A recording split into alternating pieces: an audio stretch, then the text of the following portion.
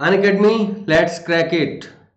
दोस्तों बहुत बहुत नमस्कार आप सभी को। फिर मैं हाजिर हूं आप सभी के सामने जीएस पेपर फोर्थ पे डिस्कशन लेकर के आप सभी के सामने मैं उपस्थित आपका दोस्त मयंक द्विवेदी। जी बिल्कुल, आप सभी के साथ मैं आपका दोस्त मयंक द्विवेदी उपस्थित हूं और आप सभी मेरे साथ जुड़ जाइए। ठीक है, आप सभी अनअकैडमी के प्लेटफॉर्म पे daily live classes, test series, structure course, unlimited access एक साथ पाते हैं, जहां पर डे आप सभी 3 से 5 मेरी क्लासेस आप सभी यहाँ पे पाते हैं अनअकैडमी के लर्निंग ऐप पे। तो आप अनअकैडमी के लर्निंग ऐप से जुड़ना ना भूलें दोस्तों। ठीक है, अनअकैडमी के लर्निंग ऐप पे 3 से 5 की क्लासेस मेरी निरंतर चलती रहती है, जहां देखिए देश के जाने माने टॉप एजुकेटर आप सभी के साथ बेहतरीन प्लेटफॉर्म पे जुड़े होते हैं। वहीं आप 15,519 कोर्सेज के साथ में आप यहाँ पे जुड़ चुके हैं दोस्तों। अगर आप देखें यहाँ पे तो प्लस कोर्स की फीस जो है वो है 49,500, जहाँ 44,550 रुपीज आपको पेमेंट करना है केवल 10 महीने 10% डिस्काउंट के साथ में। आप देखें दोस्तों तो ये मेरा प्रोमो कोड है और ये रही आपकी फीस। तो आप सभी इसके साथ जुड़ने की पूरी कोशिश करिए। जहाँ इकोनॉमिक प्लेटफॉर्म पे फीस बढ़ने के चांसेस है, लेकिन अभी भी फीस पुरानी फीस यही है। आप सभी जुड़ सकते हैं इस फीस से। देखिए आप फीस के साथ जुड़ सकते हैं दोस्तों। मैं आपके साथ आज यूपीएससी में हुए जीएस पेपर फोर्थ के साथ डिस्कशन करने आया हूं दोस्तों। तो आप देखेंगे आप यहाँ पे जो ऑप्शनल की फीस है वो 27,500 रुपए है। आप 10% डिस्काउंट के साथ मेरे प्रोमो कोड के साथ जुड़ सकते हैं दोस्तों, जिसकी 12 महीने की फीस मात्र 24,750, 24 महीने की फीस 36,000 रुपए, वहीं 36 महीने की फीस मात्र 45,000 रुपए। तो आप सभी जुड़ सकते हैं। New batches for UPSC CSC 2020, 21 and 23 aspirants, आप सभी के लिए 11 जनवरी से क्लासेस स्टार्ट हैं। तो आप सभी यहाँ जुड़ सकते हैं और आप देख सकते हैं कि कई ऐसी बेहतरीन क्लासेस आप सभी के साथ स्टार्ट है। ये प्लेटफॉर्म आप सभी के लिए बहुत ही ट्रुथफुल है, क्योंकि आप सभी अपने घर बैठ करके आसानी से अपने कोर्स को पूरा कर सकते हैं और बेहतरीन क्लास कोर्सेज के लिए डेडिकेटेड प्लेटफॉर्म है अनअकैडमी आप सभी के लिए। तो दोस्तों आप सभी देखिए, अगर आप सभी अनअकैडमी के प्लेटफॉर्म पे जुड़ना चाहते हैं, यूपीएससी ऑप्शनल और जीएस का एक साथ आप लेना चाहते हैं, तो 12 महीने की फीस मात्र आपके 88,750 रुपए। वहीं आप 24 महीने की फीस 1,31,000 रुपए, 36 महीने की फीस 1,67,220 रुपीज। वहीं आप देखेंगे यूपीएससी सीएससी जीएस के साथ में अगर आप जुड़ना चाहते हैं यूपीएससी ऑप्शनल के साथ में, तो आप देखें 70,000 रुपए 12 महीने की फीस, और वहीं 99,680 रुपए आपकी बात 24 महीने, और 1,21,200 रुपए आपकी फीस हो जाएगी दोस्तों 36 महीने के। तो आप सभी जोड़ सकते हैं मेरे प्यारे दोस्तों। आप सभी के लिए मैं आपका दोस्त मयंक द्विवेदी आप सभी के साथ जीएस पेपर फोर्थ पर डिस्कशन करने के लिए तैयार हूं। और आइकॉनिक प्राइस हाइक हो रही है, जिसकी सूचना जैसे ही आप सभी मिलती है आप सभी को दे दी जाएगी दोस्तों। चलिए आज देखिए शानदार दिन था, आज जीएस पेपर फोर्थ हुआ, जहां पे कहा जाए तो ऐसे प्रश्नों का आना हुआ जो प्रश्न पूरी तरीके से अगर देखा जाए तो वह आपके मनोवैज्ञानिक स्थिति पर डिपेंड करता था। और बहुत सारी चीजें जो करंट अवेयरनेस आप में जितनी ज्यादा होगी, जितनी चीजें जितने पहलुओं को आप पहले से पहचान सकते हैं, उन पे अपने अनुभव के आधार पे आप उन्हें लिख सकते हैं, उन पे आपका यह एग्जाम डिपेंड था दोस्तों। मैं कुछ प्रश्नों पर चर्चा करते हुए चलूंगा। पहला प्रश्न आया था कि व्यापक राष्ट्रीय शक्ति सीएनपी, ठीक है सीएनपी दोस्तों, आप देखिए कंप्रहेंसिव नेशनल पावर, ठीक है, कि 3 मुख्य घटकों के घटक हैं, जैसे मानव पूंजी है ना, मृदु शक्ति है ना, आप देखेंगे सॉफ्ट पावर, संस्कृति और नीतियां ब्रैकेट में दिया गया है। आप देखिए कल्चर एंड पॉलिसी के रूप में देखें, और वहीं आप दिया गया है सामाजिक सद्भाव की अभिवृद्धि में नीति शास्त्र और मूल्यों की भूमिका क्या रही है। तो दोस्तों मैं आपसे चर्चा करना चाहूंगा कि मानव पूंजी जो कैपिटल, ह्यूमन कैपिटल है, ये लगातार हमारे देश के विकास के लिए एक महत्वपूर्ण विषय वस्तु है। और जब तक ऐसी विषय वस्तु का विकास नहीं होगा तब तक भारतीय अर्थव्यवस्था का विकास नहीं होगा, भारत में सामाजिक समरसता का विकास नहीं होगा।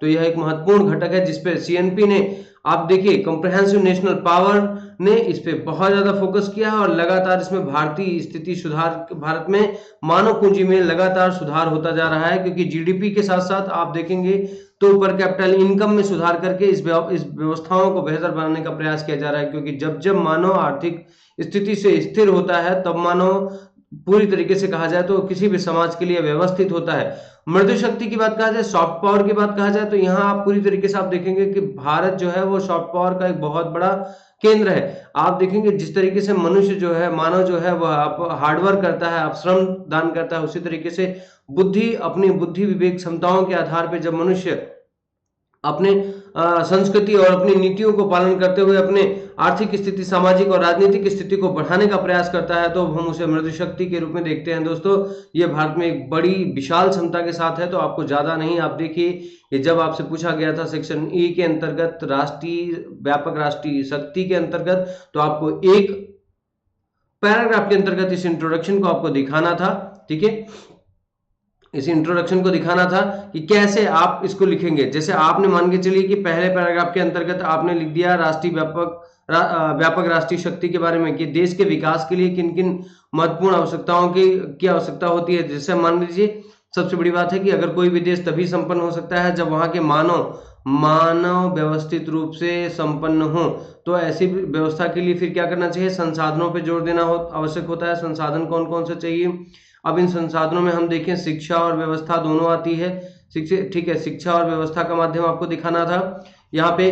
वहीं मृदु शक्ति के अंतर्गत एक पैराग्राफ आप लिखते, उसके बाद दूसरा पैराग्राफ जब आप लिखते हैं तो आप पूरी तरीके से यहाँ पे एक पैराग्राफ में मानव पूंजी को आपको दिखाना था, मानव पूंजी। ठीक है, मानव पूंजी को आपको दिखाना था। दूसरे में आपको मृदु शक्ति दिखाना था, सॉफ्ट पावर के रूप में दिखाना था आपको। तीसरे में आपको सामाजिक सद्भाव दिखाना था, किस तरीके से जाति, धर्म, संप्रदाय के बीच में हम एक मत पाते हैं और एकता, अखंडता के स्वरूप में लोकतंत्र की स्थापना करते हुए भारतीय मूल्यों में नैतिकता के आधार पर, ठीक है, यह नैतिकता और मूल्यों के आधार पर हम भारतीय समरसता को स्थापित करते हैं। नैतिकता, नीतिशास्त्र क्या है, उचित और अनुचित के बीच का भेद है। ठीक है, उचित और अनुचित, कोई कार्य किसी समाज के लिए कितना आवश्यक है और कितना प्रोडक्टिव है, इस बात पे ध्यान देना नैतिकता का मुख्य उद्देश्य होता है। मूल्य अर्थात कौन से कार्य आपको करने चाहिए, है ना, और कौन से कार्य आपको नहीं करने चाहिए, इस बीच के भेद का अंतर बताता है, इस बीच के भेद को स्पष्ट करता है। तो ऐसी स्थिति में मूल्य हमारे मानवीय संकल्पनाओं की दृढ़ इच्छा शक्ति को दिखाते हैं, तो नीति शास्त्र हमारे आदर्शात्मक पहलुओं को स्पष्ट करते हैं। तो दोस्तों ये सामान्य, यह प्रश्न बिल्कुल अपने से बता रहा है कि कितने पैराग्राफ में इन प्रश्नों को खत्म करना है। तो आपको कम से कम मिनिमम 3 से 4 पैराग्राफ में आपको अपनी भूमिका लिखनी थी। उसके बाद आप छोटे छोटे पैराग्राफ में 3-3, 4-4 लाइनों के पैराग्राफ में आप सिर्फ मानव पूंजी को दर्शाते हैं। वर्तमान में करंट में मानव पूंजी कैपिटल, ह्यूमन कैपिटल की क्या कंडीशन है, वर्ल्ड बैंक क्या कहता है इसके बारे में, भारतीय जो एचडीआई है उसमें आप मानव पूंजी का क्या विशेष रोल है, भारतीय अर्थव्यवस्था में क्या रोल है, भारतीय सामाजिक समरसता में इसका क्या महत्व है, इन सब पहलुओं को दिखाते हुए आपको एक एक लाइनें, अगर एक लाइनें आप इसके कहा जाता है एथिक्स का विषय है, और एथिक्स का विषय अगर आप जब देखते हैं तो यह पूरी तरीके से तथ्यात्मक नहीं है, न पूरी तरीके से आप कह सकते हैं कि यह मोरल वैल्यू पे है। आप इसमें पूरी तरीके से आपको मानव पूंजी को परिभाषित करते हुए वर्ल्ड बैंक की क्या परिभाषा है मानव पूंजी पे, वर्ल्ड बैंक किन मानकों से स्थापित होता है, फिर आप दिखाते हैं भारत में इसकी स्थिति क्या है, आप यहाँ पे लिखना चाहिए था। फिर मित्र शक्ति के बारे में जब आप यहाँ पे बताते, सॉफ्ट पावर के बारे में बताते हैं, तो चाहे आज देखिए, चाहे बेंगलोर हो, मुंबई हो, आप दिल्ली हो, कानपुर हो, चेन्नई हो, है ना, जितने भी महत्वपूर्ण नगर हैं वो कहीं ना कहीं सॉफ्ट पावर से चल रहे हैं। लेकिन क्या सॉफ्ट पावर के बढ़ने के बाद हमारी संस्कृतियां और हमारी नीतियों में परिवर्तन देखा जा रहा है?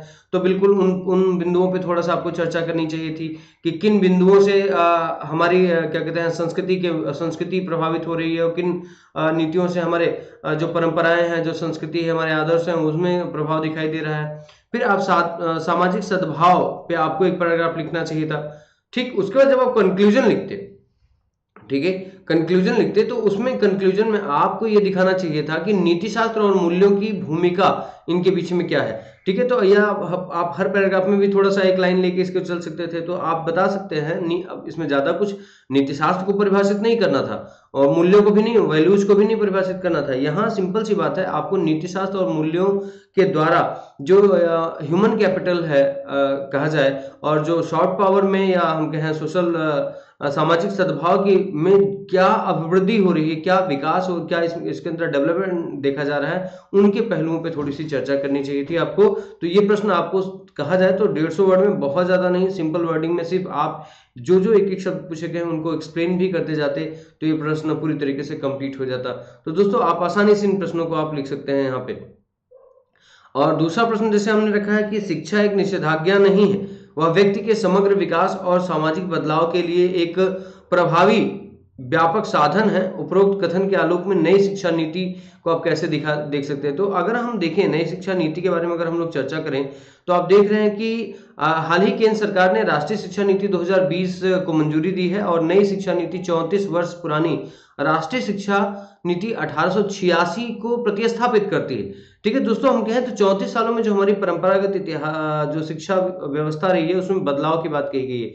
अगर इसके प्रमुख बिंदुओं पे बात की जाए तो आप देखें कि राष्ट्रीय शिक्षा नीति में शिक्षा की पहुंच, समानता, ठीक है, गुणवत्ता और वहनीय शिक्षा तथा उत्तरदायित्व जैसे मुद्दों पर विशेष ध्यान देती है। दोस्तों, अगर आप इस प्रश्न को देखें तो जैसे एक बार फिर से हम प्रश्न पे आते हैं और प्रश्न को देखने की कोशिश करते हैं। कहा जाता है कि शिक्षा एक निषेधाज्ञा नहीं है, एजुकेशन इज अ नॉट है ना इंजक्शन। ठीक है, तो अब इस तरीके से कहा जाए तो यह अपने आप में कोई आपके ऊपर प्रेशर नहीं है, दबाव नहीं है, लेकिन अगर कहा जाए तो वह व्यक्ति के समग्र विकास, सामाजिक बदलाव के लिए एक प्रभावी और व्यापक साधन है। ठीक है, लेकिन अगर यह एक व्यक्ति शिक्षा के बिना व्यक्ति पशु के समान हो जाता है, माना जाता है, क्योंकि अब आपके जीवन में कोई भी जो लोक कल्याण की भावना है, जन जागृति की भावना है, राष्ट्र विकास की भावना है, ठीक है, इन सब चीजों को आप बेहतर तरीके से नहीं समझ पाते हैं, तो ऐसी स्थिति में यह व्यक्ति के समग्र विकास की बात करता है। अब जैसे कोई व्यक्ति शिक्षित हो जाता है तो उसकी अर्थव्यवस्था, सामाजिक स्तर, राजनीतिक स्तर या हम कहें धार्मिक स्तर, उसके वैचारिक स्तर, ठीक है, इन समस्त चीजों में बदलाव होता है। जब इन समस्त चीजों में बदलाव होगा तो सामाजिक बदलाव अपने आप स्वभावतः दिखने लगेगा।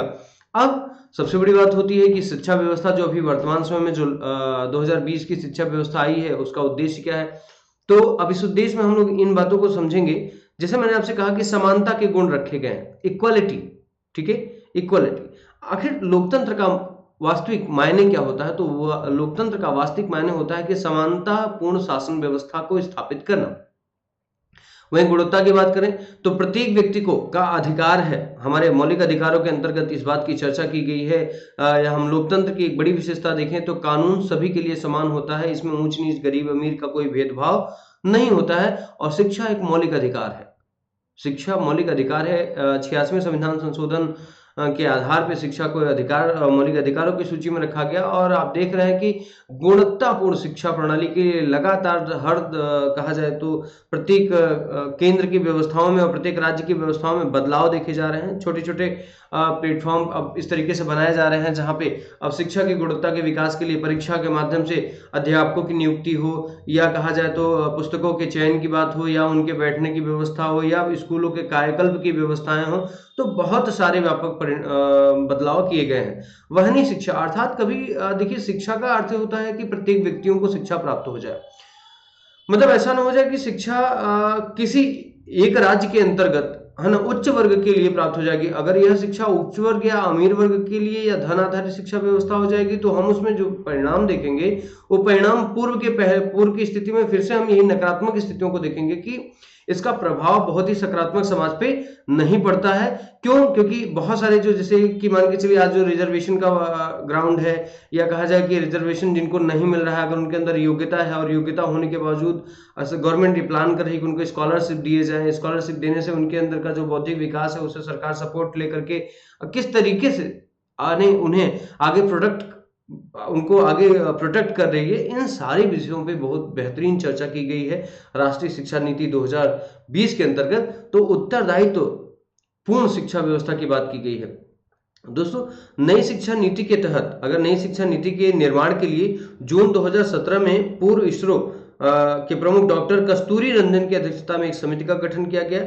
इस समिति ने 2019 में राष्ट्रीय शिक्षा नीति का मसौदा प्रस्तुत किया और राष्ट्रीय शिक्षा नीति 1968 और 1966 के बाद भारत में यह तीसरी शिक्षा नीति है। ठीक है, तो अगर कहा जाए तो न्यू एजुकेशन पॉलिसी जो है 2020 केंद्र राज्य सरकारों के सहयोग से शिक्षा क्षेत्र में देश की जीडीपी के 6% हिस्से के बराबर निवेश का लक्ष्य रखा गया है। एक बड़ी बात कहा जा रहा है कि शिक्षा पे निवेश, जिस राज्य में शिक्षा, जिस देश में शिक्षा पे निवेश ज्यादा है, वह सीधे कहा जाए तो अप्रत्यक्ष तरीके से कहा जाए तो वह अर्थव्यवस्था में निवेश है, क्योंकि शिक्षित व्यक्ति अर्थव्यवस्था का बहुत बड़ा साधन होता है, वह आत्मनिर्भर व्यवस्था का एक साधन होता है।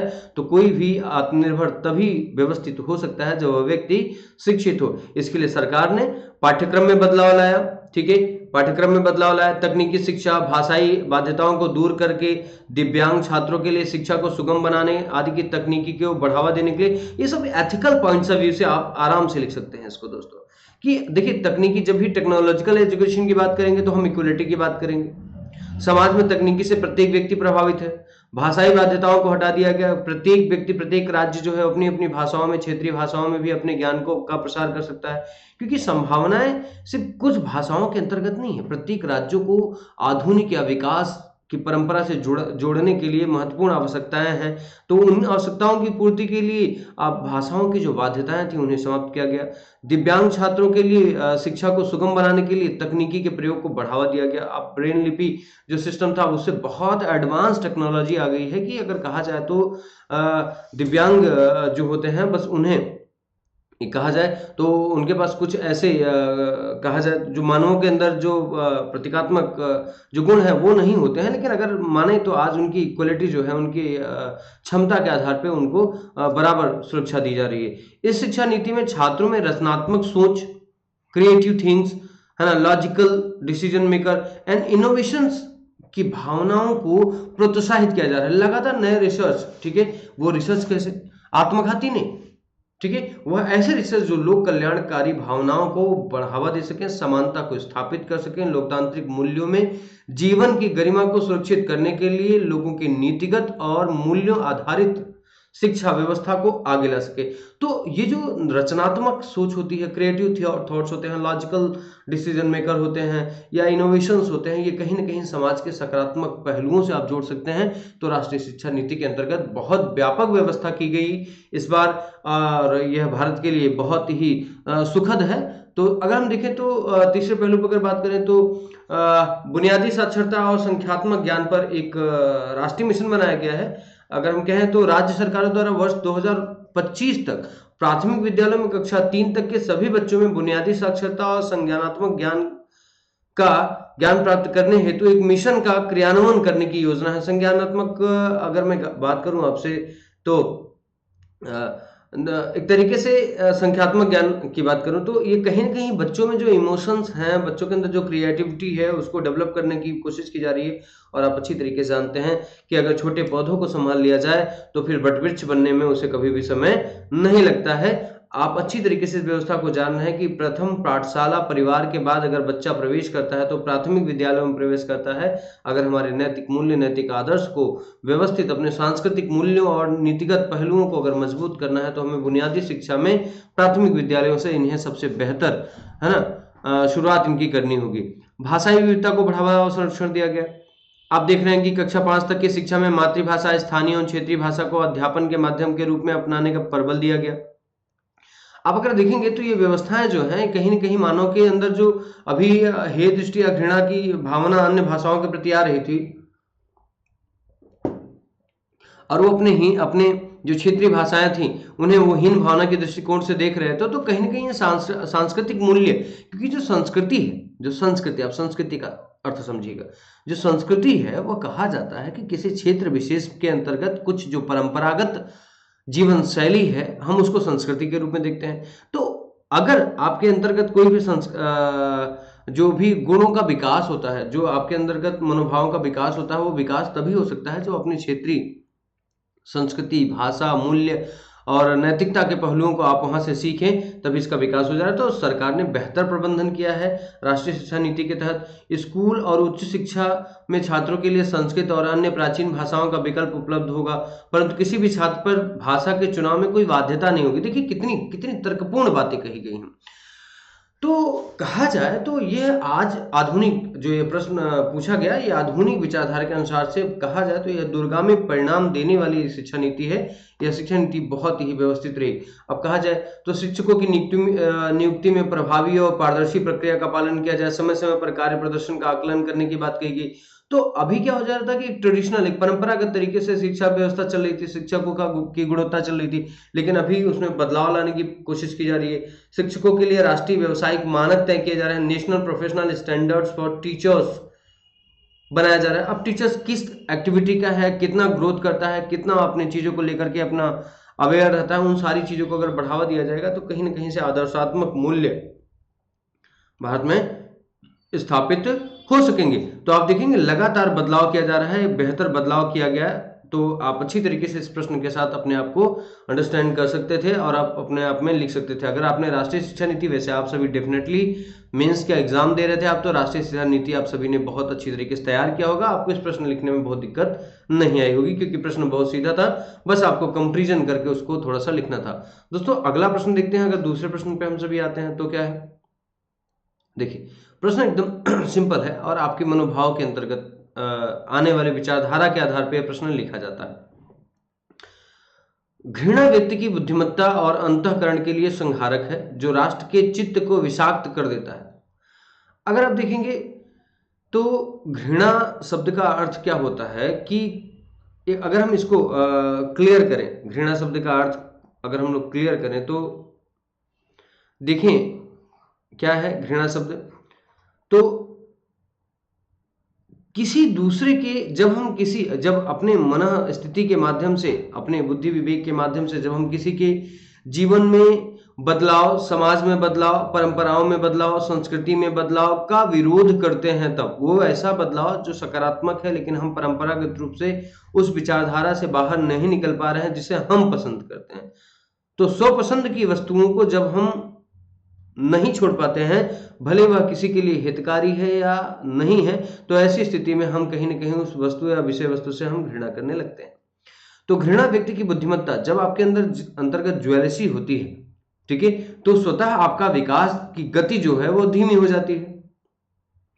अगली लाइन इस बात का प्रमाण देती है कि अंतःकरण के लिए संहारक है, मतलब आप खुद ही अब स्वयं में नष्ट होने लगते हैं। एक ऐसी प्रक्रिया का प्रारंभ होता है, आपकी ऊर्जा का क्षय हो जाता है, आपकी विचारधारा का क्षय हो जाता है, आप में सकारात्मकता का बोध समाप्त हो जाता है, आपके अंदर जो उत्साह की भावना होती है वह समाप्त हो जाती है, आपके अंदर नवाचार की भावनाएं समाप्त हो जाती है, सामाजिक शून्यताएं आपके अंदर आने लगती हैं। तो आप इसे कई एंगल से लिख सकते थे।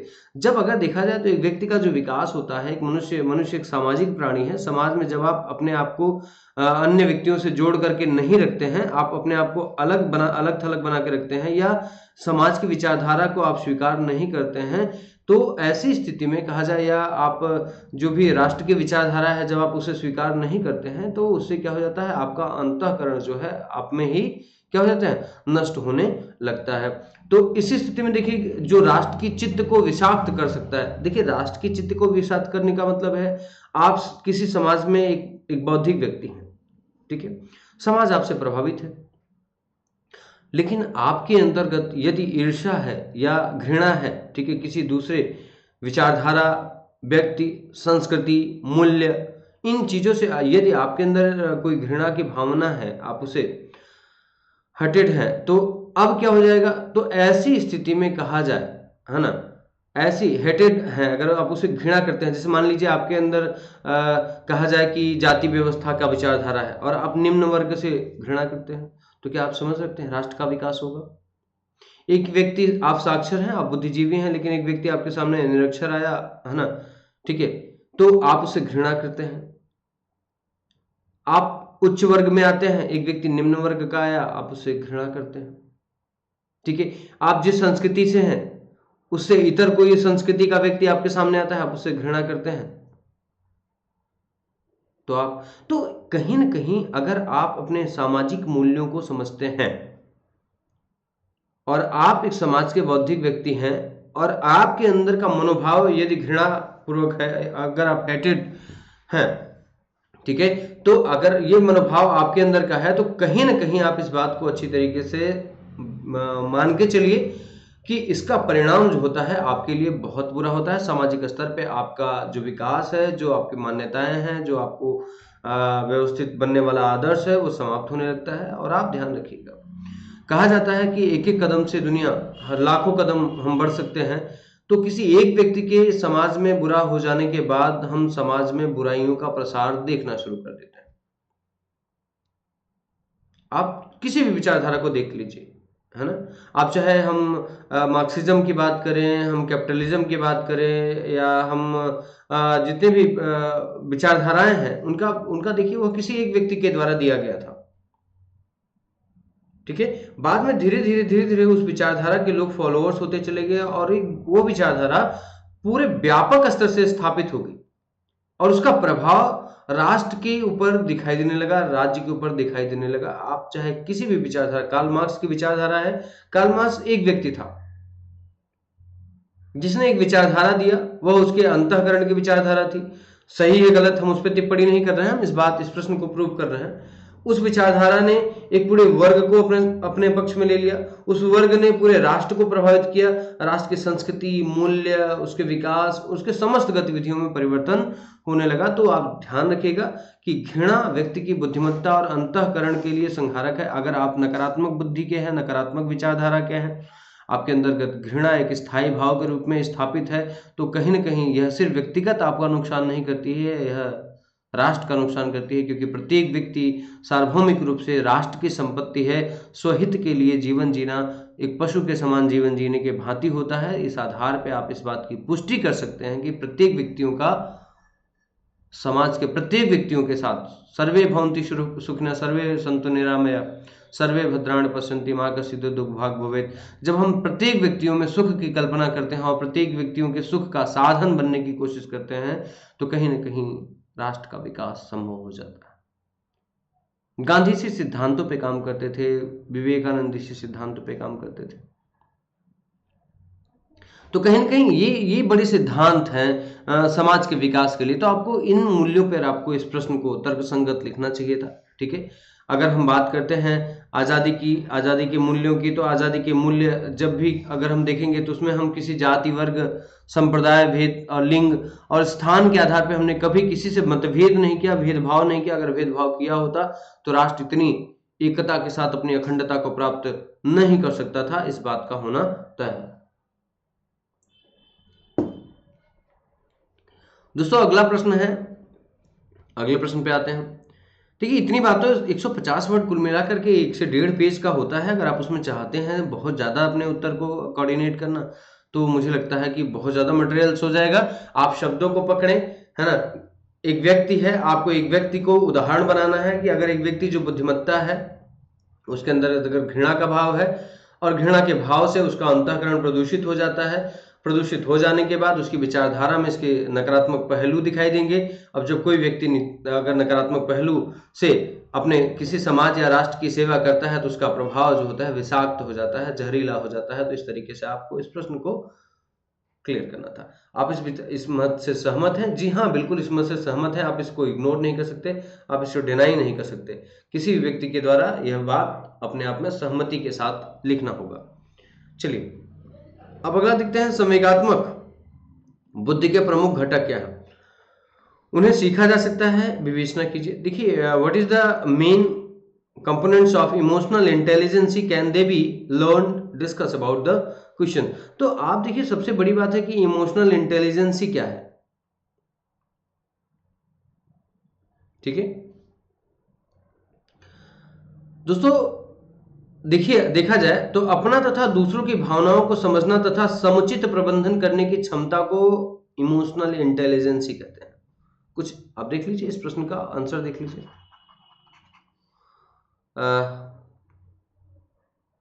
आंसर नंबर A3 है, ये देख लीजिए। आंसर है आपका, आप क्या लिख सकते हैं कि अपनी तथा दूसरों की भावनाओं को समझने, उनका समुचित प्रबंधन करने की क्षमता को भावनात्मक प्रज्ञता कहा जाता है। डेनियल गोलमैन ने भावनात्मक प्रज्ञता या इमोशनल इंटेलिजेंसी को 5 योग्यताओं या क्षमताओं में बांटा है, जिसे आत्म जागरूकता, सेल्फ अवेयरनेस। कोई भी व्यक्ति तभी व्यवस्थित हो सकता है, विकसित हो सकता है जब उसके अंतर्गत आत्म जागरूकता हो, सेल्फ अवेयरनेस की क्षमता हो, आत्म प्रबंधन, सेल्फ रेगुलेशन होना चाहिए उसके अंतर्गत, वह आत्मनियंत्रित होना चाहिए। गरुड़ ध्वज में इस बात को लिखा गया है। 3 प्रमुख गुण बताए गए हैं किसी व्यक्ति के इस समाज में महानता के स्वरूप को धारण करने हेतु, आत्मनिग्रह, सतर्कता और त्याग। तो सेल्फ रेगुलेशन आपका बहुत ही महत्वपूर्ण होना चाहिए। आत्माभिप्रेरणा, सेल्फ मोटिवेशन। अगर आप खुद के प्रति विश्वास नहीं करते, आप खुद उत्साही नहीं रहते हैं, आप खुद के प्रति अपने ऊर्जात्मक सकारात्मक नहीं होते हैं, तो आप किसी भी कार्य की परिणति जो है वो व्यवस्थित नहीं कर पाएंगे। इस बात का होना तय है। तो ऐसी स्थिति में अगर आप देखेंगे तो आत्म प्रेरणा जो होती है, सेल्फ मोटिवेशन जो होता है, वो मनुष्य के लिए सबसे महत्वपूर्ण पोषक आहार है। किसी भी व्यक्ति के लिए आत्म अभिप्रेरणा जो है वह एक बहुत बड़ा सिंबल होता है। लगन हर काम को आसान बना देती है और भक्ति पाषाण को भगवान बना देती है। तो पत्थर को भी भगवान बनने की जो क्षमता होती है वह इंसान के आत्मविश्वास में होती है, मोटिवेशंस में होता है। अगर व्यक्ति चाहता है किसी पत्थर को ईश्वर के रूप में मानना तो उसे ईश्वर मान सकता है। हौसले होश में मिलते हैं, होश खोने से नहीं, मुकद्दर जोश में खिलते हैं, जोश खोने से नहीं। अगर आप अपने ऊपर बिलीव करते हैं तो आपका जो थॉट्स होगा वो बहुत ही बैलेंसिंग होगा, आपके डिसीजन बहुत ही क्लियर होंगे। तो ऐसी स्थिति में आत्म अभिप्रेरण, सेल्फ मोटिवेशन, सेल्फ रेगुलेशन और सेल्फ अवेयरनेस होना अत्यंत जरूरी है। आप देखिए एम्पैथी आपके अंतर्गत होनी चाहिए, समानुभूति, सभी के प्रति इक्वलिटी। आर्टिकल नंबर 14 वो तो कॉन्स्टिट्यूशन है, लॉ है, लेकिन अकॉर्डिंग टू ह्यूमन बिहेवियर अगर हम लोग देखें तो empathy is the important quality of the human nature. Empathy सभी के प्रति समान भावना है। कोई व्यक्ति अमीर है, गरीब है, उच्च वर्ग का है, निम्न वर्ग का है, छोटी जाति का है, बड़ी जाति का है, असभ्य है, अज्ञान है, ये आपके लिए मायने नहीं रखता। एक ऑफिसर्स के लिए उसकी प्रजा, उसके क्षेत्र में रहने वाले प्रत्येक नागरिक की सेवा करने का जो भाव होता है वह समानुभूति के आधार समानुभूति के आधार पर होना चाहिए, एम्पैथी के आधार पर होना चाहिए। तो इसमें कहीं से कोई भी गड़बड़ी नहीं होनी चाहिए। सामाजिक दशा, सोशल स्किल्स, आप देख रहे हैं कि स्किल डेवलपमेंट्स के प्रोग्राम चल रहे हैं। समाज को किस तरीके से विकास की धारा की ओर ले जाना चाहिए। आप देखिए जैसे समाज के कुछ शोषित वर्ग, एक विशेष वर्ग होता है, जैसे अगर हम कहें तो आपका विशेष फोकस होता है, जैसे वृद्ध है, ठीक है, आपकी महिला है, ठीक है, महिला है, बच्चे हैं और दिव्यांग हैं। ये समाज के कुछ विशेष वर्ग होते हैं। कहा जाता है समाज में इक्वलिटी लाने के लिए इन विशेष वर्गों को जब आप प्रोटेक्ट करते हैं, जब इन्हें विकसित करने की कोशिश करते हैं, ठीक है, या अन्य पिछड़े वर्ग या कहा जाए एसटी और एसटी जो अनुसूचित जाति जनजाति वर्ग के जो लोग होते हैं, तो जब आप इन्हें प्रोसीड करते हैं, जब इन्हें प्रोग्रेसिव थॉट्स के साथ जोड़ते हैं, विचारधारा के साथ जोड़ते हैं और इन्हें आगे बढ़ाने की कोशिश करते हैं, तो यह माना जाता है कि योग्य अधिकारी का एक विशेष गुण होता है। तो कहा जाता है भावनात्मक प्रज्ञता जो होती है, इमोशनल इंटेलिजेंस जो होती है, वह किसी भी व्यक्ति या कहा जाए खासतौर से अगर इस प्रश्न की भूमिका को देखा जाए तो एक ऑफिसर्स के लिए बहुत ही नेसेसरी है। एक अधिकारी से इन 5 गुणों के बारे में तो मतलब एलिजिबिलिटी के तौर पे, योग्यता के तौर पे इसे देखा ही जाता है। तो आप सभी मेरे मित्रों, आप सभी इन प्रश्नों पे अगर ये सारे पॉइंट्स अगर आपने नोट किया है, लिखा है, तो मैं मानता हूं कि आपने बेहतर आंसर राइटिंग किया है और बहुत अच्छा आपको मार्क्स मिलेगा। अब देखिए इनका प्रभाव क्या क्या पड़ता है। प्रत्यक्ष रूप से विद्यमान चुनौतियों के लिए आंतरिक बल मिलता है। उस आंतरिक बल को आंतरिक संवेगों के रूप में एक मजबूत आधार स्तंभ का सानिध्य मिलता है। जब इमोशनल इंटेलिजेंसी का प्रयोग करते हैं तो हमें प्रत्यक्ष रूप से विद्यमान चुनौतियों के रूप में आंतरिक बल मिलता है। अगर आपके अंदर ये 5 एलिमेंट्स होते हैं तो कहीं ना कहीं आपको फिर कोई भी डिगा नहीं सकता। आपकी डिसीजन बहुत ही बेहतर होते हैं, ठीक है। प्रशासनिक कार्यों का संपादन सही दिशा में होता है। जब आपके अंदर इमोशनल इंटेलिजेंस के गुण होते हैं तो प्रशासनिक कार्यों का संपादन बहुत ही सही दिशा में होता है। मानवीयता के तर्क कार्य करते हैं, अर्थात आप निष्पक्ष रूप से ट्रांसपेरेंसी के तहत अपने डिसीजन को एक्सप्लेन कर सकते हैं। कार्य के समय मनोचित्त का सकारात्मक विकास होता है। आप बहुत पॉजिटिव थॉट्स से अपने सारे काम करते हैं, काम को बोझ नहीं मानते हैं। वर्क इज वर्कशिप के फॉर्म में आप वर्क करते हैं। आप ये मानते हैं कि मेरा दायित्व है कि मैं एक बौद्धिक व्यक्ति हूं, मैं इस माध्यम से राष्ट्र का और देश का विकास के साथ साथ प्रत्येक व्यक्तियों के गरिमापूर्ण जीवन का स्थायित्व बना सकता हूं। आंतरिक संवेगों में विविधता का अभाव होता है, क्योंकि आंतरिक संवेगों के नकारात्मक पक्ष जैसे शंका, भय, अशांति का विनाश हो जाता है। केवल सकारात्मक रूप से भावनात्मक प्रज्ञता होती है। जैसे आप मान लीजिए एक ऑफिसर है, तो ऑफिसर का एक एटीट्यूड होता है कि मान लीजिए आपके बारे में, आपके पक्ष में भी बोलने वाले लोग होंगे, विपक्ष के बारे में भी बोलने वाले लोग होंगे, लेकिन जब आपके अंदर इमोशनल इंटेलिजेंस ही होती है तो मित्र कहीं ना कहीं आप एक बैलेंसिंग नेचर में आ जाते हैं, आप बहुत ही संतुलित नेचर के अंतर्गत आ जाते हैं। तो यहाँ से आपके अंदर का जो भ्रम है वो समाप्त हो जाता है। कोई भी व्यक्ति आपको कोई भी सूचना देता है तो आप उसके लिए प्रमाण मांगते हैं, ऐसा नहीं कि आप एक्शन कर देते हैं। कोई भी आपका अपना भाई भतीजा होता है, अगर वो किसी व्यक्ति पे कठोर कार्यवाही की बात करता है तो आप पहले अपने अधिकारों को अपने सामने रखते हैं, अपने कर्तव्य को अपने सामने रखते हैं, फिर अपने रिश्तों को अपने सामने रखते हैं। यह अधिकारी का एक विशेष गुण हो जाता है। तो आप कहीं ना कहीं एक अधिकारी या एक सामान्य व्यक्ति जब भावनात्मक प्रकृता अर्थात इमोशनल इंटेलिजेंसी के साथ में अपने आप को बैलेंस करता है तो कहीं ना कहीं वह स्थापित होता है और उसके लिए गए निर्णय जो होते हैं वो राष्ट्र विकास और समाज विकास में महत्वपूर्ण योगदान निभाते हैं। भ्रष्टाचार की प्रवृत्ति नष्ट हो जाती है। अब देखिए, इमोशनल इंटेलिजेंसी, जो भाव जो मुझे पसंद है वही तुम्हें पसंद है, यह इंटेलिजेंसी। जो मुझे उचित लगता है वो तुम्हें उचित लगता है। इस भावना से जब आप काम करेंगे तो सामने वाला व्यक्ति आपको कभी भी करप्शन की लालच नहीं दे सकता है, क्योंकि समाज में जो उचित है वो मुझे करना है, जो मेरा कर्तव्य है उसे मुझे पूरा करना है। इस बात का जब बोध होगा तो आपके अंदर का डर समाप्त हो जाएगा, फियर फैक्टर आपका खत्म हो जाएगा और कहीं ना कहीं आप अपनी पोजीशन को लेकर के बहुत ही सकारात्मक पहलुओं के साथ अपना निर्णय ले सकते हैं। तो डीएम का मतलब डिसीजन मेकर बन सकते हैं आप। और तभी हो सकता है जब आप करप्शन लेस वर्क करें, और तभी वो करप्शन लेस वर्क कैसा हो सकता है जब आप में इमोशनल इंटेलिजेंसी हो, आपके अंदर निर्णय लेने की जो क्षमता हो वो बहुत ही व्यवस्थित हो। आप कहा जाए अवेयरनेस और इन सब सारी चीज़ों से आप बहुत ही व्यवस्थित हों, अच्छी तरीके से अपने डिसीजंस ले सकें। क्लियर? ठीक है। तो आप देखेंगे कार्य की प्रवृत्ति चाहे कैसी भी हो, सफलता का अंश बढ़ जाता है। आप देखिए फिर आपको ये घबराहट नहीं होती, डर के आगे जीत है का कॉन्सेप्ट आपके अंदर लागू हो जाता है।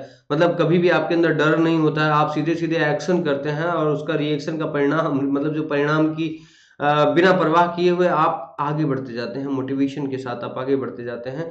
जो भी हो यह परिस्थितियां बताएगी, लेकिन आप सही निर्णय, सत्य का साथ देना, सत्य में जयते की भावना से अपने आप को आगे लेकर के निकल जाते हैं। तो ये इमोशनल इंटेलिजेंसी का एक महत्वपूर्ण गुण होता है। तो अब देखिए एक नया प्रश्न मैं आप सभी के सामने रखता हूं। जैसे दोस्तों एक प्रश्न है 150 वर्ड में ही आया है कि बुद्ध की कौन सी शिक्षाएं आज सर्वाधिक प्रासंगिक हैं और क्यों? तो देखिए बुद्ध की बहुत सारी ऐसी शिक्षाएं हैं। बुद्ध ने एक ऐसे सार्वभौमिक महापुरुष हैं, ठीक है, जो पूरी दुनिया में सबसे ज्यादा मान्यता प्राप्त है इनके विचारधाराओं का। मैं इन्हें इसे धर्म के रूप में न कह करके एक विचारधारा के रूप में अगर कहें तो ज्यादा बेहतर हो जाएगा। तो कहा जाए कि what teaching of Buddha are most relevant today and why discuss. अगर आप इसे देखना चाहते हैं तो आप बहुत अच्छी तरीके से लिख सकते हैं। क्या आपके संविधान में समानता की बात है? 14 से 18। बुद्ध ने पहली बार यही तो कहा था कि एक विशेष वर्ग इस समाज में मोक्ष को प्राप्त करता है और एक पूरा वर्ग इस समाज में दास्ता पूर्ण जीवन को व्यतीत करता है। ऐसा क्यों? ऐसा अंतर क्यों? यदि ऐसा ईश्वर अंतर करता है तो मैं उस ईश्वर को नहीं मानता।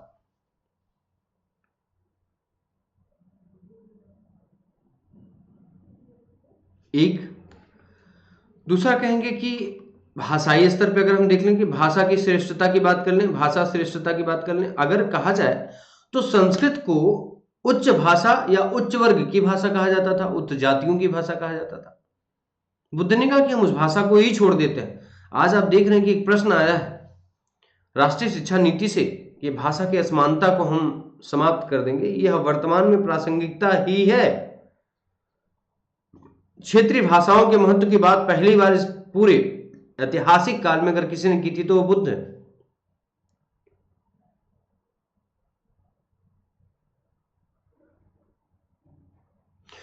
तीसरा अगर हम कहा जाए तो बुद्ध ने कहा था कि संसार में दुख का कारण अविद्या है।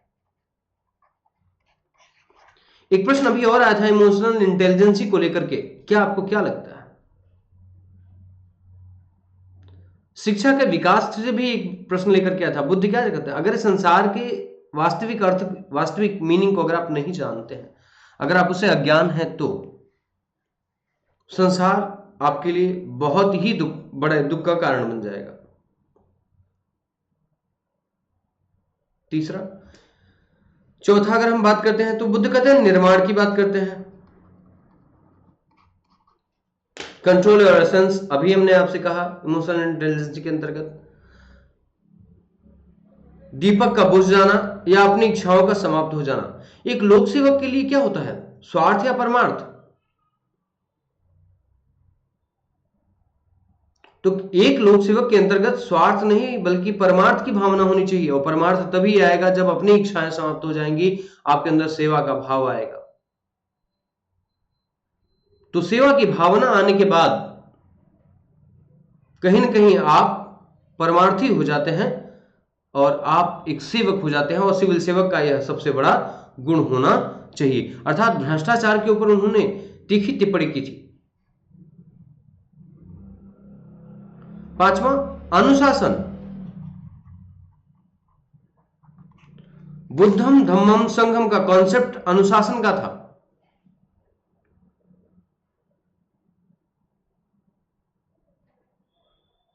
बुद्ध अनुशासित जीवन को सर्वाधिक महत्व देते थे, और अगर कहा जाए तो सबसे ज्यादा जो महत्वपूर्ण बात थी वो है मध्यम मार्ग, मिडिल पाथ। आपको किसी भी पहलू पे बहुत ज्यादा रिजिड नहीं होना है, कठोर नहीं होना है, आपको बीच का रास्ता निकालना है। आज किसान आंदोलन हो रहे हैं, सरकार ने तो अपना निर्णय ले लिया है, कानून बन चुके हैं, लेकिन फिर भी समझौते पे सरकार क्यों? क्योंकि सरकार चाहती है यदि किसान असंतुष्ट है तो हम उसकी असंतुष्टि का सही रूप से जवाब देंगे, या जो प्रावधान उसके संतुष्टि का कारण बन रहे हैं हम उस प्रावधान का निराकरण करेंगे। सरकार रिजिट हो जाए तो क्या सरकार चल सकती है? व्यवस्थाएं रिजिट हो जाए तो क्या लोकतंत्र सुरक्षित रह सकता है? बुद्ध पर्यावरण को विशेष महत्व देते हैं, पर्यावरण परिस्थिति को बहुत ज्यादा महत्व देते हैं। कोरोना काल में आपने देखा कि पर्यावरण के सकारात्मक प्रभाव नकारात्मक प्रभाव दोनों का मूल्यांकन आपने किया, तो ये व्यवस्थाएं, ये जो विचारधाराएं हैं, ये वर्तमान में जो प्रयोग हम ला रहे हैं, ये कहीं ना कहीं ये विचारधाराएं और प्रयोग ये आयातित रहे हैं, ये 6वीं शताब्दी ईसा पूर्व के मूल्यों से प्रभावित रहे हैं।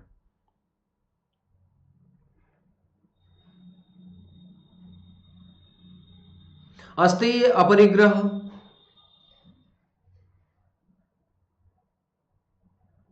जैसी विचारधाराओं को भी बुद्ध ने महत्व दिया।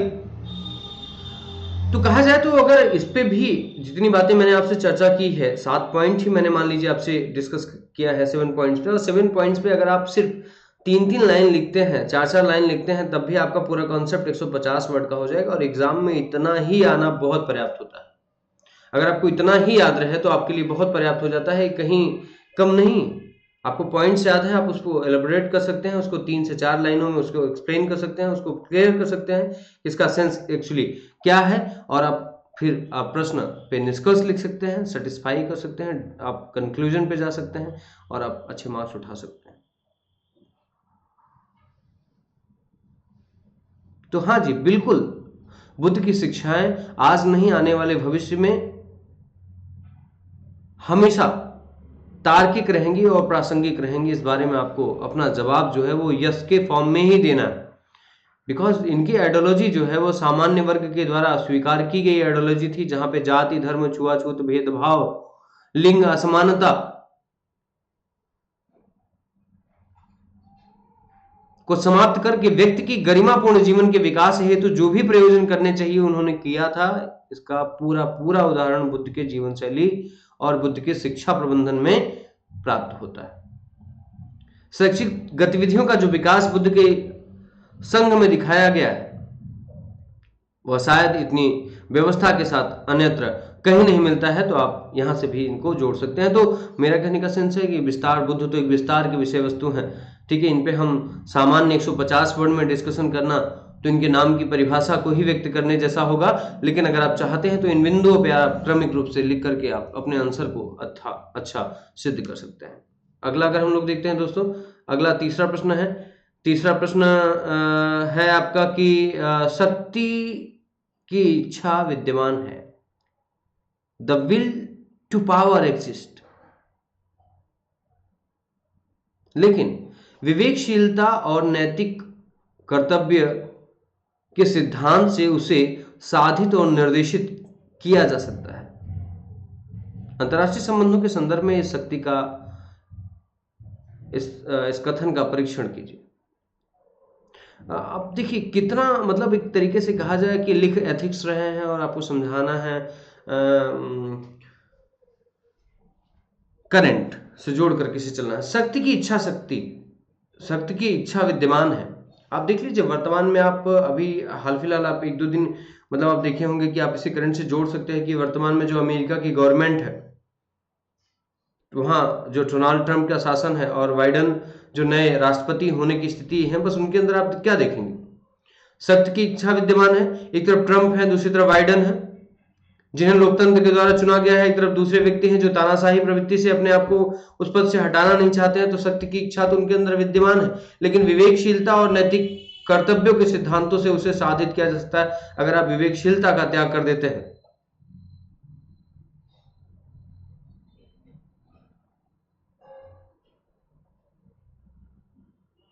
नैतिक कर्तव्यों के सिद्धांतों का त्याग कर देते हैं तो वह राष्ट्र अपने आप में नेतृत्व करता राष्ट्र नहीं रह जाता है।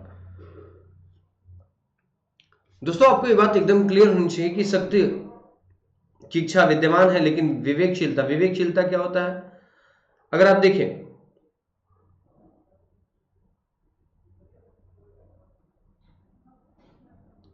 रैशनैलिटी, अर्थात किसी भी चीज के विकास के लिए अपने बुद्धि का विकास किस परिस्थिति में होना चाहिए, आप अपने राष्ट्र का विकास करने के लिए किन संसाधनों की बात करते हैं, साधन और साधक की पवित्रता के सिद्धांत पे अगर हम कार्य करते हैं तो वह राष्ट्र स्थायी रूप से लंबे समय तक स्थापित रहेगा। मान के चलिए आज चाइना को आप इसका एग्जांपल ले सकते हैं। चाइना अपनी शक्ति को स्थापित करने के लिए विविध प्रावधानों विविधता के साथ प्रयास कर रहा है, लेकिन स्थिति क्या हो गई,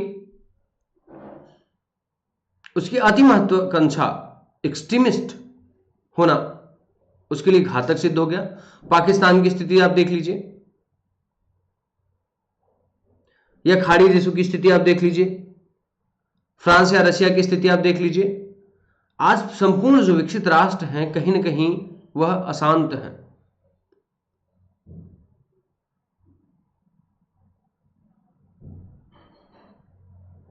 तो जिसे वर्तमान में आप देखिए भारत की स्थिति देखिए, भारत क्या कर रहा है, अभी भी अपनी पुरानी दृष्टिकोण पे चल रहा है, शांति प्रिय नीतियों पे चल रहा है, अपना धीरे धीरे स्टेप वाइज अपना डेवलपमेंट कर रहा है, अपनी गतिशीलता को बनाए रखा है। लेकिन डिसीजन मेकर के तौर पे अगर वह अपनी बुद्धिमत्ता के आधार पे कभी भी किसी देश के ऊपर ऐसे घातक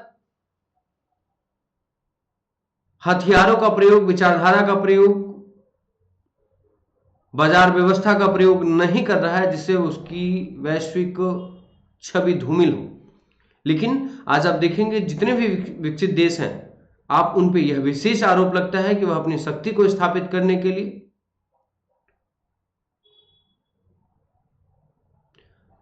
साम दाम दंड भेद की प्रत्येक नीतियों से अपने आप को स्थापित करने का प्रयास कर रहा है। तो अगर कहा जाता है तो देखिए ध्यान रखिएगा, एक एथिकल स्टेट जो होता है, जो रेशनल और एथिकल स्टेट होता है, वो अच्छी तरीके से दो बातों पे चलता है, वो है साधन और साध की पवित्रता।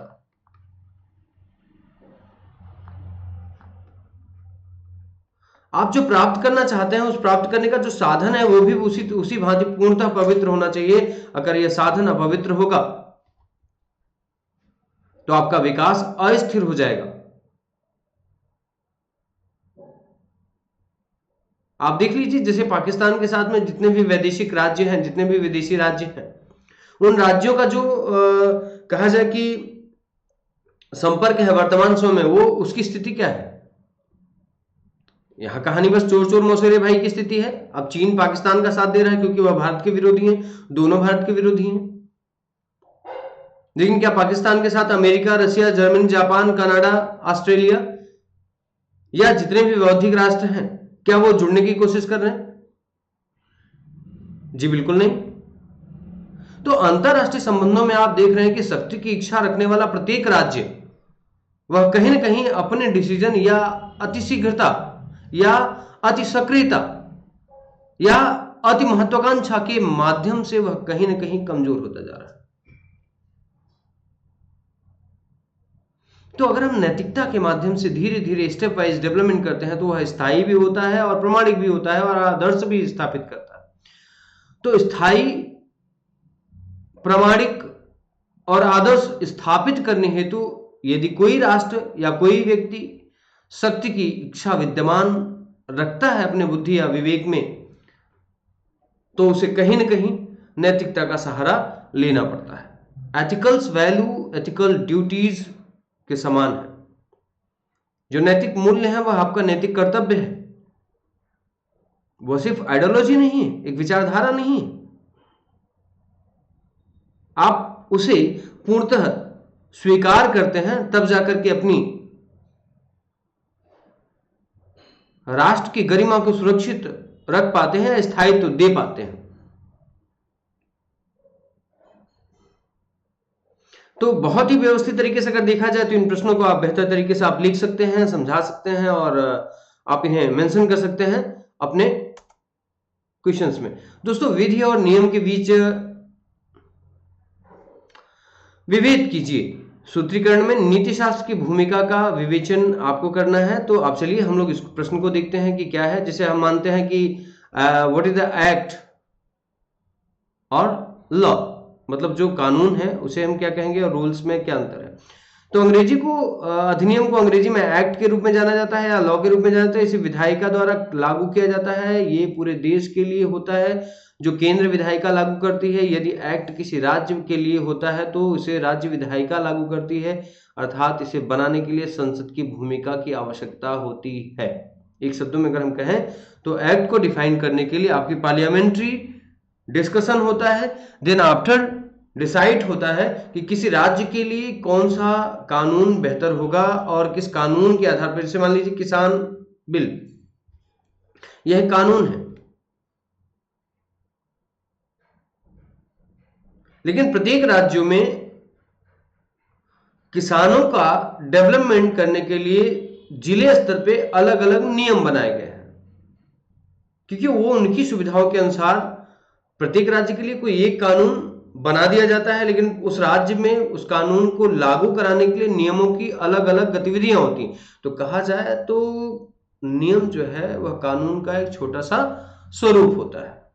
ठीक है, तो आप इसको भी देख सकते हैं। अब देखिए नियम क्या है। यह अधिनियम या एक्ट पारित हो जाते हैं तो उसे किस तरीके से चलाया जाना चाहिए उसके लिए सरकार नियम बनाती है, रेगुलेशंस डिफाइन करती है।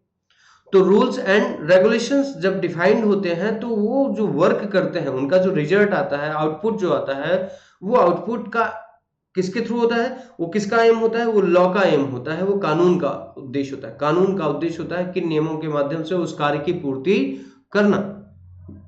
जैसे संसद ने कोई कानून बना दिया, उस कानून का क्रियान्वयन करने का अधिकार ब्यूरोक्रेट्स का है।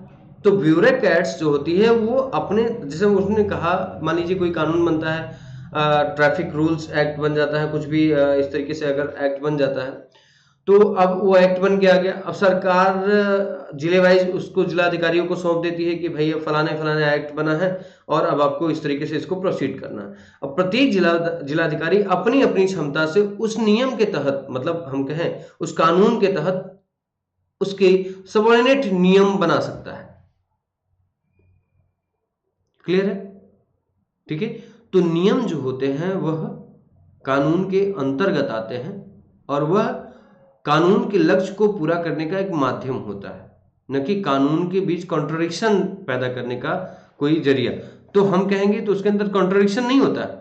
नियम और कानून के बीच में कभी कॉन्ट्रडिक्शन नहीं होगा। एक ऑर्डर है, दूसरा उसको सर्विस देने वाला, सर्विस का एक रूप माना जा सकता है। तो इतना बातें आपको समझना था।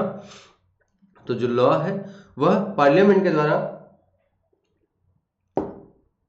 जारी एक ऐसा दस्तावेज होता है जो किसी विषय वस्तु पर संपूर्ण निर्णय तैयार करता है। और नियम क्या होता है, उस लिए गए डिसीजन पे कि लक्ष्य को प्राप्ति हेतु जो जितने भी प्रावधानों से उन्हें पूरा किया जाता है, ठीक है, उसे नियम कहा जाता है। तो अब देखेंगे इनके बीच का अंतर। जैसे अधिनियम विधायिका द्वारा बनाए जाते हैं, जबकि नियम सरकार द्वारा तय किए जाते हैं। अधिनियम पारित होने के बाद ही नियम बनाए जाते हैं। अधिनियम के अंदर नियम होते हैं। किसी भी अधिनियम को पारित करने के लिए पहले कुछ प्रस्ताव बनाए जाते हैं, उन्हें ड्राफ्ट कहा जाता है।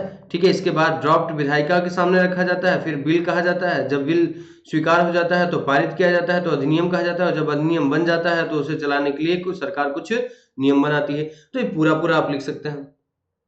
नियम के द्वारा ही कोई अधिनियम को लागू किया जा सकता है। तो आपको देखिए पूरी तरीके से मैंने एक पूरा आंसर ही लिख डाला इसका। तो आप इस आंसर को एकदम सीधे सीधे उसको लिख सकते हैं। अब दोस्तों अगला प्रश्न हम लोग देखते हैं। अगला प्रश्न है सकारात्मक अभिवृद्धि, पॉजिटिव एटीट्यूड एक लोक सेवक की अनिवार्य विशेषता होनी चाहिए, जिसे प्रायः नितांत दबाव में कार्य करना पड़ता है। एक व्यक्ति की सकारात्मक अभिवृद्धि में क्या योगदान देता है? देखिए, पॉजिटिव होना न सिर्फ अधिकारी का है, बल्कि एक मनुष्य का एक सार्वभौम, एक कहा जाए तो महत्वपूर्ण गुण होना चाहिए। लेकिन हम देखते हैं कि क्या होता है सकारात्मक पहलू। जैसे मान के चलिए दो व्यक्ति हैं, ए और बी हैं। देखिए, एक व्यक्ति अपने काम को कैसे शुरू करता है। किसी भी काम को शुरू करने से पहले आप उसे सफल होने की उम्मीद करते हैं। बिल्कुल, ये उम्मीद एक सकारात्मक पहलू की बात होती है। ऑफिसर्स हमेशा सकारात्मक होता है। जैसे वो किसी लक्ष्य पे निकलता है, भले ही आप इनकाउंटर करने के लिए किसी भी बड़े मुठभेड़ के लिए निकलता है, तो वो यह सोच के नहीं निकलता है कि गोली मुझे लग जाएगी। वह यह सोच के चलता है कि मैं इस अभियान में सफल हो जाऊंगा और अपराधी का या और अपराध का अंत हो जाएगा। तो सकारात्मक होने के लिए आप मतलब सकारात्मक यदि आप रहेंगे तभी आप ऊर्जावान बने रहेंगे। आप अपने आप पर और अपने काबिलियत पर विश्वास रखें। सकारात्मक होने का सबसे बड़ा दायित्व जो कारण है वो क्या है? अपने ऊपर विश्वास करें। बाधाओं का सामना करते समय आप हार नहीं मानेंगे। ऐसा मानते रहिए कि हार है ही नहीं जिंदगी में। हार अपने आप में, आप कभी भी अपना काम शुरू करने से पहले सिर्फ इतना सोचे कि हार पराजय का नहीं बल्कि आपके गले का हार होना चाहिए। आत्मविश्वास हमेशा होना चाहिए।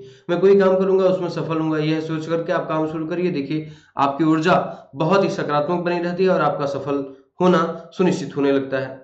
आप असफलता से हार नहीं मानते, बल्कि एक अवसर मानकर आगे बढ़ते रहते हैं। आप ये डिसाइड नहीं करते हैं कर्मण्येवाधिकारस्ते मा फलेषु कदाचन।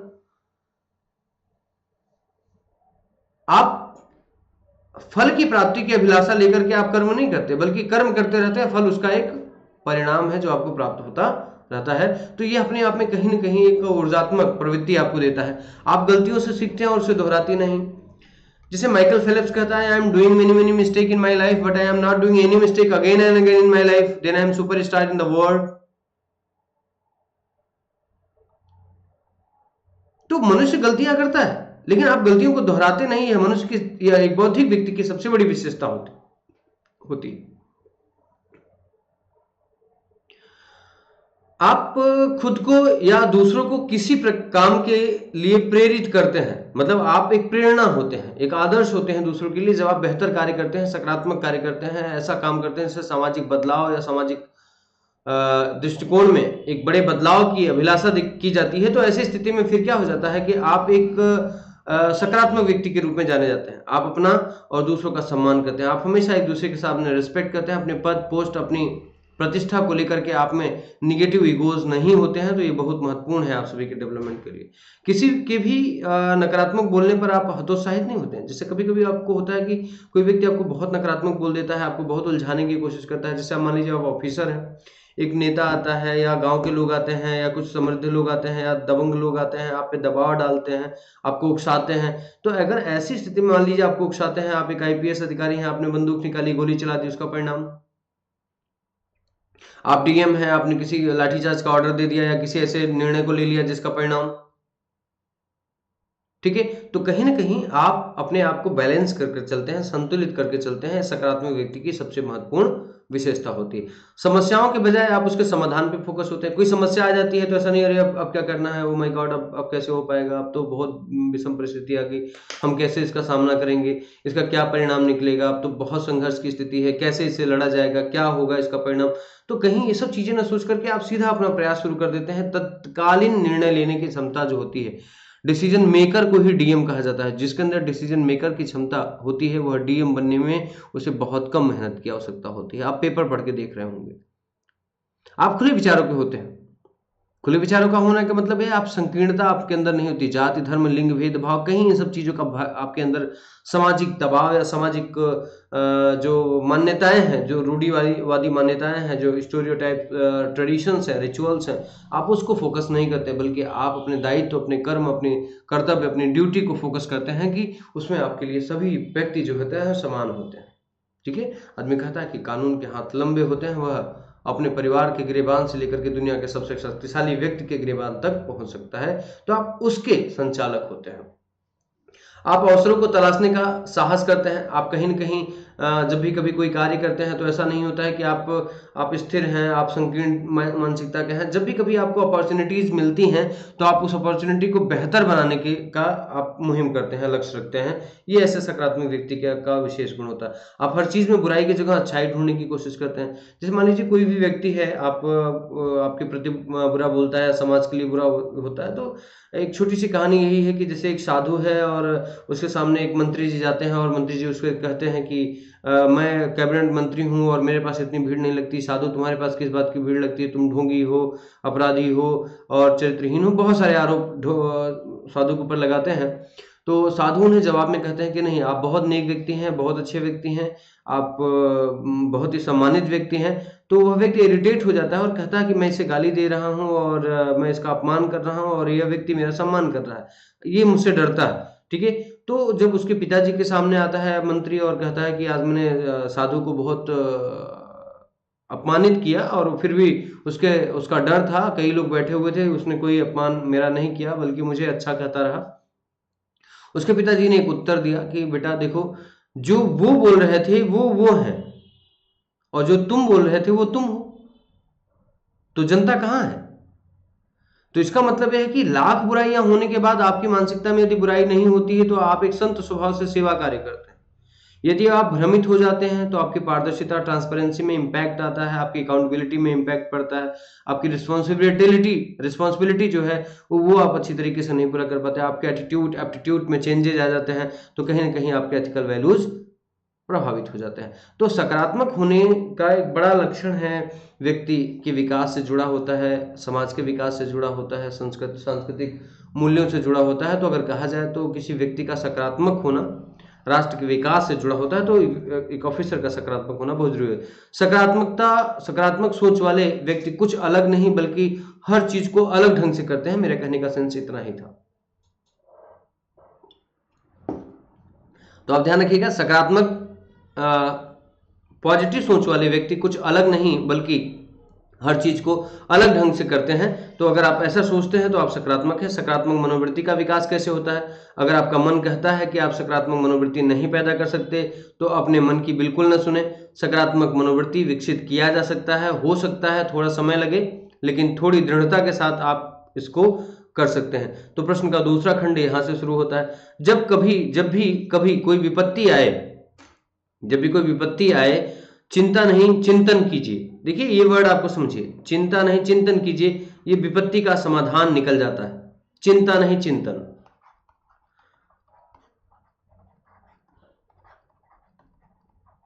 ठीक है, चिंता नहीं चिंतन कीजिए। सोचिए, बहुत पहले भी कोई विपत्ति आई थी जो आज नहीं है।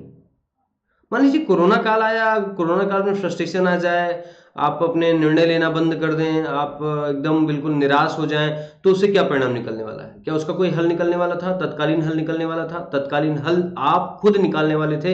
ये परिस्थिति आई है और हम इससे क्या निजात पाए। आप देख लीजिए दुनिया में बहुत सारे ऐसे परिवर्तन हुए। बहुत सारे लोग बेरोजगार थे जो आज आत्मनिर्भर हो चुके हैं, व्यवसायी बन चुके हैं। ठीक है, उन्होंने छोटे छोटे उद्योगों को करना शुरू कर दिया, आत्मनिर्भर हो गए। जो कहीं क्या कहते हैं सामान्य कार्य करते थे, आज वो विशेषाधिकरण का प्रयोग कर रहे हैं, विशेष कार्य कर रहे हैं। तो बहुत पहले भी विपत्ति आई थी। संसार में विपत्ति का आना या किसी समस्या का आना, ये तो जीवन का एक कहा जाता है कि एक कड़ी है। ये विपत्ति सुख और दुख का चक्र है, इस संसार में चलता ही रहेगा। लेकिन आप अपने दुख से तभी निकल सकते हैं जब आप अपने सुख की कल्पना अपने सकारात्मक विचारधारा से करें। बहुत पहले भी मैंने आपसे कहा कोई भी विपत्ति हमेशा नहीं रहेगी। आज देख लीजिए कोरोना का जब पहला पैंडेमिक आया था, उस दौर की विचारधारा आप देख लीजिए, वर्तमान समय में आप देख लीजिए, कोरोना आज भी है, लेकिन कहीं ना कहीं ह्यूमन नेचर, ह्यूमन एटीट्यूड और बिहेवियर ने, जो सोशल बिहेवियर था उसमें थोड़ा सा सोशल डिस्टेंसिंग आ गई, और सोशल डिस्टेंसिंग ने कहीं ना कहीं उसको गैप को मेंटेन कर दिया, और कहा जाए तो कोरोना आज अपने अंत की ओर बढ़ रहा है। विपत्ति से भागने या बचने के बजाय उसका सामना करने की कोशिश करिए। देखिए, विपत्ति है, आ गई है, तो इसका परिणाम तो आना ही तय। कोई भी विपत्ति जब आपके सामने आ गई है तो उसका परिणाम तो तय है कि आपको उसका परिणाम दिखाई देगा, लेकिन आप भागते हैं तो इसका परिणाम क्या होगा? क्या इसका कोई परिणाम आने वाला है? क्या इसका कोई भी रिजल्ट आने वाला है? ठीक है, तो अगर आप देखें तो किसी भी बात इसका कोई भी रिजल्ट नहीं आने वाला है, इसका दुष्परिणाम ही होगा। यदि आप इससे भागने की कोशिश करते हैं तो विपत्ति भागने या बचने के बजाय आप उसका सामना करते हैं तो आप जीत जाएंगे। जब भी नकारात्मक मनोवृत्ति आए उसे अपने दिमाग से हटाने की कोशिश करें। देखिए, शुरू में ऐसा करना थोड़ा सा जानबूझकर लगेगा, पर धीरे धीरे आप अपनी आदतों में बदलाव लाएंगे और नकारात्मक प्रवृत्तियां बंद हो जाएंगी, क्योंकि आदतें हमेशा मनुष्य बदल सकता है, वह स्थायित्व में नहीं होती। ठीक है, किसी भी व्यक्ति में, चीज, हालात में अच्छी बात और बुरी बात दोनों हो सकती है। आप अच्छाई को देखें, बुराई को नहीं। बस आपके अंदर थोड़ा सा बेहतर लगने लगेगा। मान लीजिए कोई व्यक्ति ने आपके साथ बुरा बर्ताव किया, लेकिन आप सोचिए कि क्या वो व्यक्ति ऐसा किस परिस्थितियों में किया, क्यों किया है बुरा बर्ताव, क्या इसका कारण मेरे अंदर था या उसकी परिस्थितियां थी। तो अगर आप उसको ढूंढने का प्रयास करेंगे तो कोई व्यक्ति किसी दूसरे व्यक्ति के साथ बुरा करने का कोई ना कोई एक ऐसा कारण होता है जो हमें नहीं दिखाई देता और हमें बुरा लग जाता है। लेकिन जब हमें कारण पता चलता है तो हमें ये पता चलता है कि नहीं, उस व्यक्ति ने ऐसी गलती नहीं की है।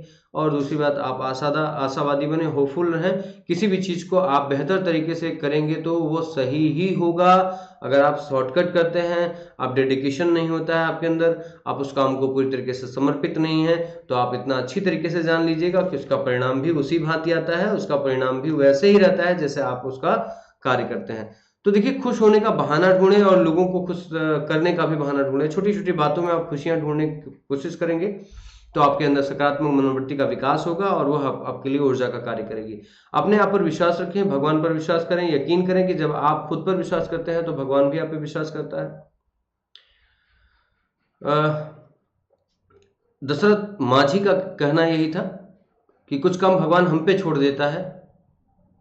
ठीक है, तो आप मान के चलिए कि सारे काम भगवान ही नहीं पूरा करता, बल्कि हम इंसान भी उस काम को पूरा करते हैं। तो ऐसी स्थिति में आप इस बात के लिए सहमत रहें कि ईश्वर ने आपको बौद्धिक स्तर दिया है, आपको बल दिया है, आपके अंदर विवेक क्षमता दी है। अब इस संसार का निर्माण आप कैसा करना चाहते हैं, इसके लिए आपके पास खुला विकल्प है। आप इस संसार को बेहतर बनाने के लिए आप सकारात्मक प्रयासों से उसे आगे बढ़ा सकते हैं।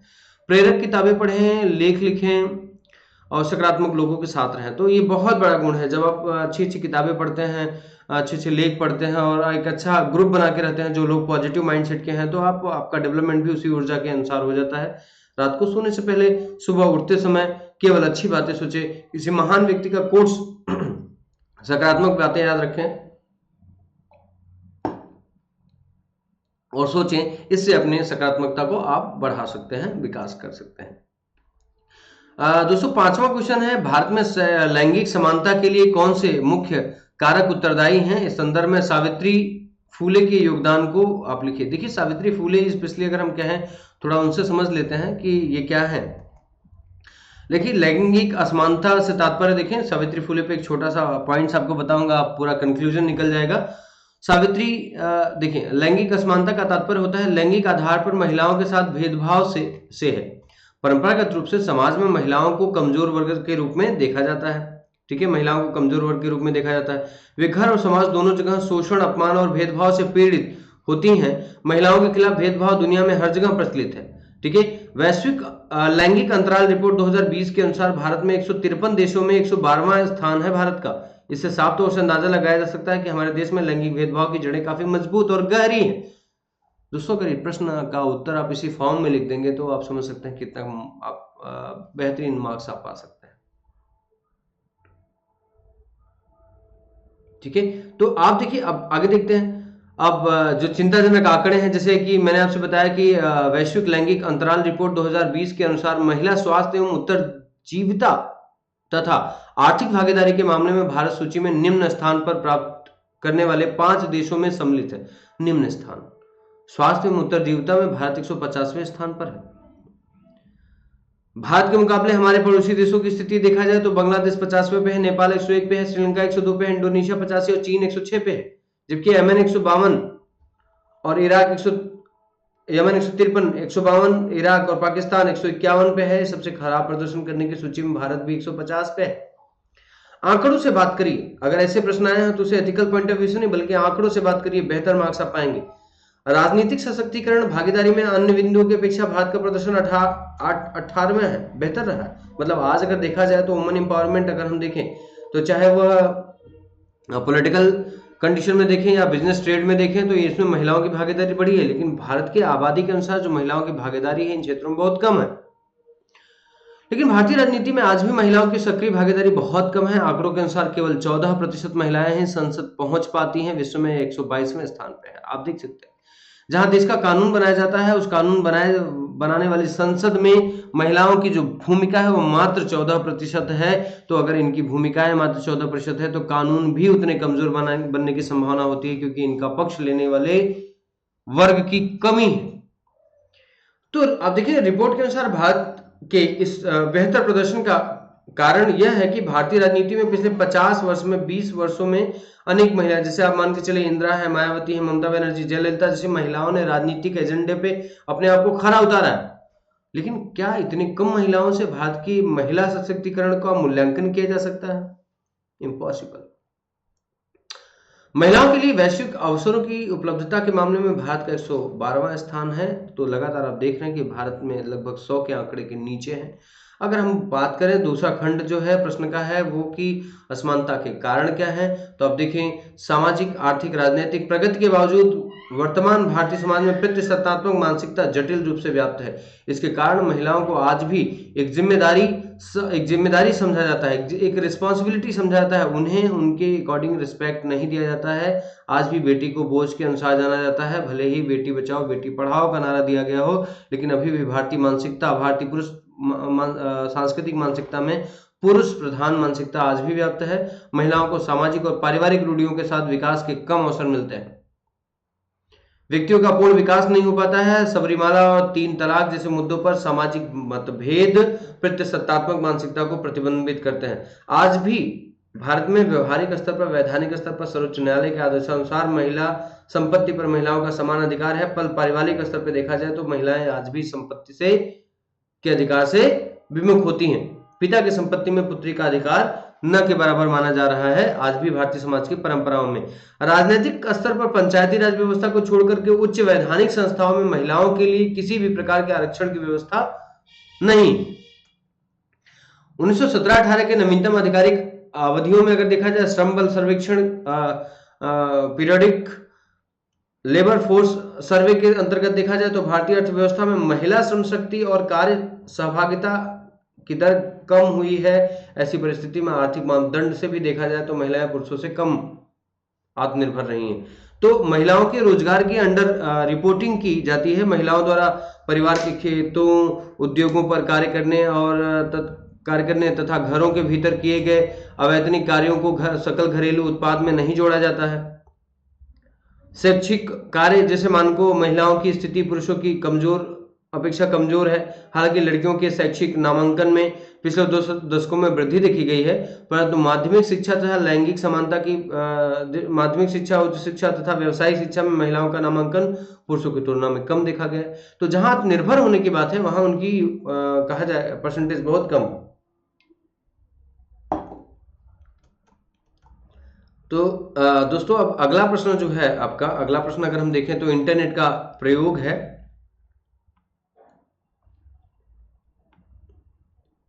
अगले प्रश्न पे हम लोग देखें तो महिलाओं पे आप एक बड़ा लेख, अब जहां पे सावित्रीबाई फूले की बात है, सावित्रीबाई फूले को अगर आप समझना चाहें तो आप लिख लीजिए 12 वर्ष में इनका जब विवाह हो जाता है ज्योतिबाबाई फूले के साथ में। तो ये मराठी साहित्य पे इन्होंने बहुत बार इन्होंने फूले काव्य लिखा, फूले काव्य भी लिखा है, और इन्होंने मराठी संग्रह में महिलाओं को, इन्होंने 9 बच्चियों के साथ में अपनी शिक्षा शुरू की, स्कूल शुरू किया, और बाद में चल के ये मराठा का गौरव बन जाती हैं। और ऐसी स्थिति में सावित्री फूले एक प्राथमिक विद्यालय से अपने सपनों को देखते हुए महिलाओं को आत्मनिर्भर बनाने में इनकी महत्वपूर्ण भूमिका होती है, चाहे स्किल डेवलपमेंट की बात हो, चाहे एजुकेशनल डेवलपमेंट की बात हो, चाहे सोशल एम्पावरमेंट की बात हो, चाहे इनका पॉलिटिकल एम्पावरमेंट की बात हो। तो महिलाओं को इस क्षेत्र में कहा जाए तो सावित्री फुले ने उस दौर में सबसे ज्यादा आगे उठाने की कोशिश की जब महिलाओं को वोटिंग राइट्स भी नहीं थे। तो ऐसी स्थिति में कहा जाए तो लैंगिक असमानता के खिलाफ ज्योतिबा फुले, सावित्री ज्योतिबा फुले, इनके पति का नाम है ज्योतिबा फुले, जो बहुत फेमस पर्सनालिटी हैं। कहा जाता है कि महिला शिक्षा विकास के लिए उन्होंने बहुत महत्वपूर्ण काम किए। तो सावित्री फुले जो है उनकी पत्नी हैं, और ऐसी स्थिति में सावित्री फुले ने भी महाराष्ट्र के क्षेत्रों में महिलाओं में शिक्षा आत्मनिर्भरता के विकास हेतु बहुत महत्वपूर्ण कार्य किए। आप इनको थोड़ा सा कोड करके आप इनको सीधा सा लिख सकते थे, तो आप इस प्रश्न को अच्छी तरीके से समझा सकते थे। अगला प्रश्न है, सामयिक इंटरनेट विस्तारण ने सांस्कृतिक मूल्यों के एक भिन्न समूह को मनासीत किया है, जो प्रायः परंपरागत मूल्यों से संघर्षशील रहते हैं। आप थोड़ा सा इस प्रश्न को देखना है। देखिए एग्जैक्टली अगर इस प्रश्न को हम लोग देखें तो हमें ये देखना पड़ेगा कि इनके आयाम क्या है, डायमेंशन क्या है। जैसे इंटरनेट के प्रसिद्ध प्लेटफॉर्म अगर हम लोग देखें तो जैसे फेसबुक है, ट्विटर है, इंस्टाग्राम है, यूट्यूब है, गूगल है, लिंक्डइन है, व्हाट्सएप है, टम्बल है और माई स्पेस है। जैसे ये जितने भी प्लेटफॉर्म है कहीं ना कहीं इंटरकनेक्टिविटी विथ एन अदर है, कहीं ना कहीं हमें दूसरों से जोड़ता है। अब आप समझने की कोशिश कीजिए।